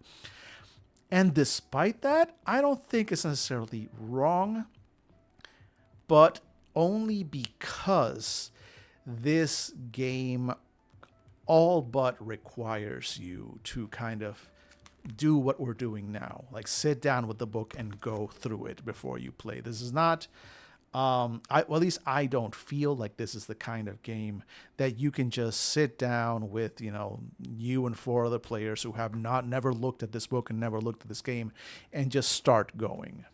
At least not if you're going to like me, you're going to record it, and there might be proof out there of whatever horribly racist mistakes you're probably going to make anyway. If you're not part of a podcast, then okay, you probably have a little bit less stress, right? And let's see here. The layout could be improved, but it is intriguing enough to keep you going, though. Not meant to jump to the character creations, step and close the book. Right. Exactly. Like there's no character classes here other than I guess being a Jiangshi. But like you can't go like, all right, where's the fighter? Where's the warrior? Where's the wizard? I mean, there are skills, right? But like again, there's no real quick place to refer to. Like it really does want you to kind of learn the game, learn the system, learn the setting, because it all ties together. But finally, with all that said, and honestly, like 13 minutes before the end of the stream, after having an extra long stream with an extra hour, we finally arrive at the dice system, the most basic mechanic of the game. Let's see how much this is gonna hurt. When to roll. Dice are typically used during situations that do not have a clear outcome. For example, if May's character wants to open a bottle of soda, this would be quite easy to do, so she succeeds automatically without having to roll dice. However, if May wants to open a bottle of soda while trying to cook a 10-course meal and her baby sibling won't stop crying, then she would have to roll the dice to see the outcome. All rolls to determine outcomes are made with d8s. Depending on the situation, a PC will either need to roll the family dice pool, which are the red d8s, individual dice, gold d8s, that they have received from the GM throughout the game, or a combination of both. The family dice pool is used to complete general challenge rolls, and the specific actions that include dealing with neglect and discussing dreams. Individual dice are used to increase another player or increase your own chance of success. The family dice pool. The GM sets the starting number of family dice depending on the difficulty and length of the scenario. A good number to start the game at is usually 68. The number of dice decreases by 1 die each day as the game progresses. By the 5th day, for example, players will only have 2d8 remaining. This represents the characters succumbing to this pressure of running the restaurant while trying to fend off the spirit-draining Jiangshi. The family dice pool can never have less than 2d8 for any reason. Okay, interesting. So that means, for example, for an average game, where did I put the dice? Oh, over there. So for the average game, let's take this little character off here. Let's get these dice. Golden one doesn't need to be there. It's just the reds. But for your average game, then, you would start with something like that. Oh, 6. Okay, no, there's another red in there. But let's do these. Do I have a spare red somewhere on the table? I could have sworn I had 8 of each, but I guess maybe. Anyway, these 6. So this is your starting thing, and it would be like here in the morning. And then you have this, and then the dice go to afternoon. So that's kind of how you keep track. Evening, dead of night, and the next day begins, and these five go in, and one gets away. And now we're going through that day, and then the next day begins, and four dice go in, and so forth like that. So that's kind of cool. But then also, so long as, like, if you manage to keep this one, that means one of your characters can basically bring one back each day. So if you're doing very well in theory, right?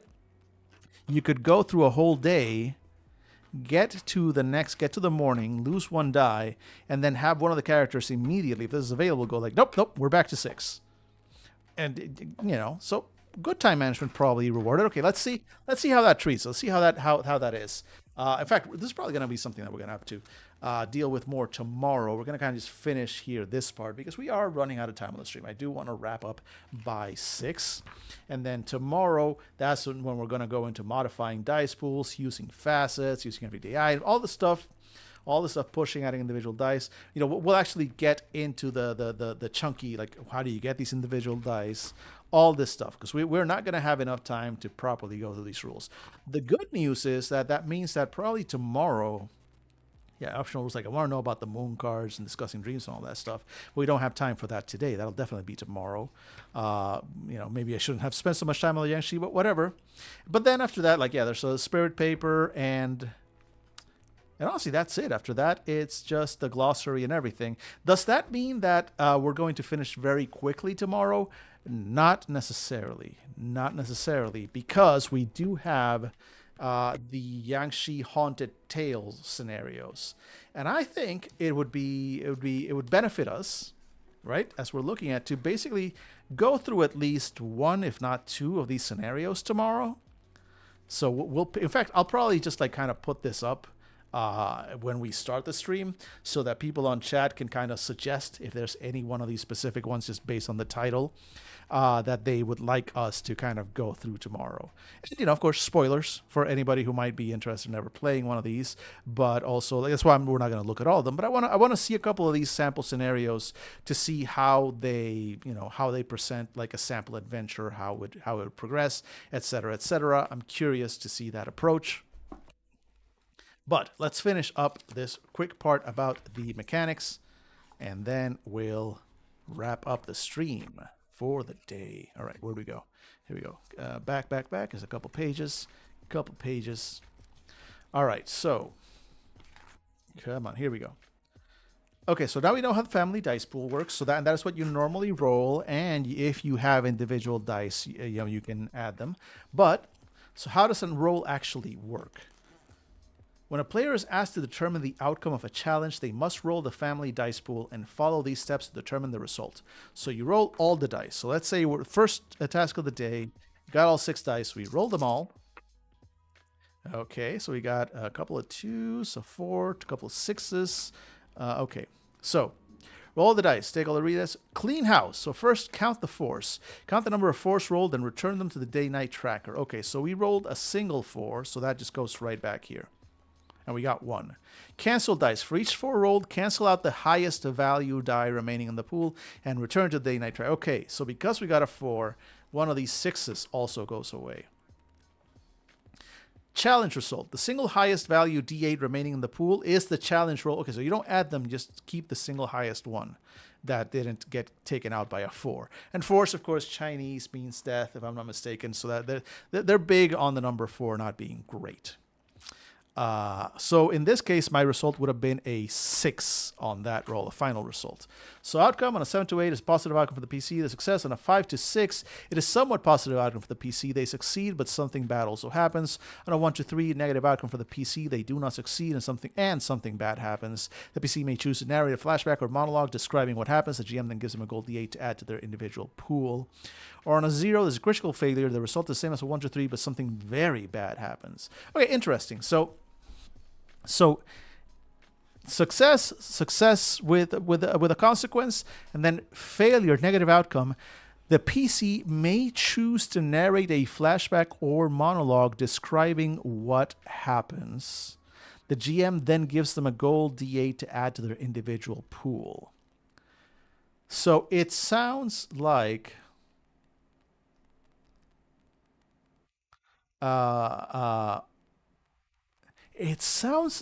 is the way this is written, the player has a choice. They don't have to narrate a monologue describing what happens.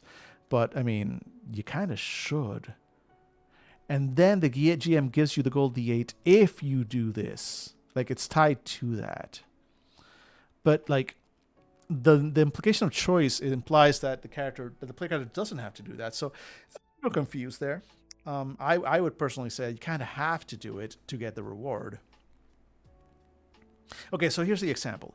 Aquen tried to make a fancy noodle dish and rolled the family pool of 48s. He rolled 4, 4, 5, and 6. The first 4 cancels out the 6, and both dice are returned to the day-night tracker. Similarly, the second 4 cancels out the 5, and both dice are returned to the day-night tracker. This resulted in 0 for this challenge. On a 1 to 3, he would narrate how he burned the dish, but on a 0, he would narrate how the burner catches on fire because it's a critical failure.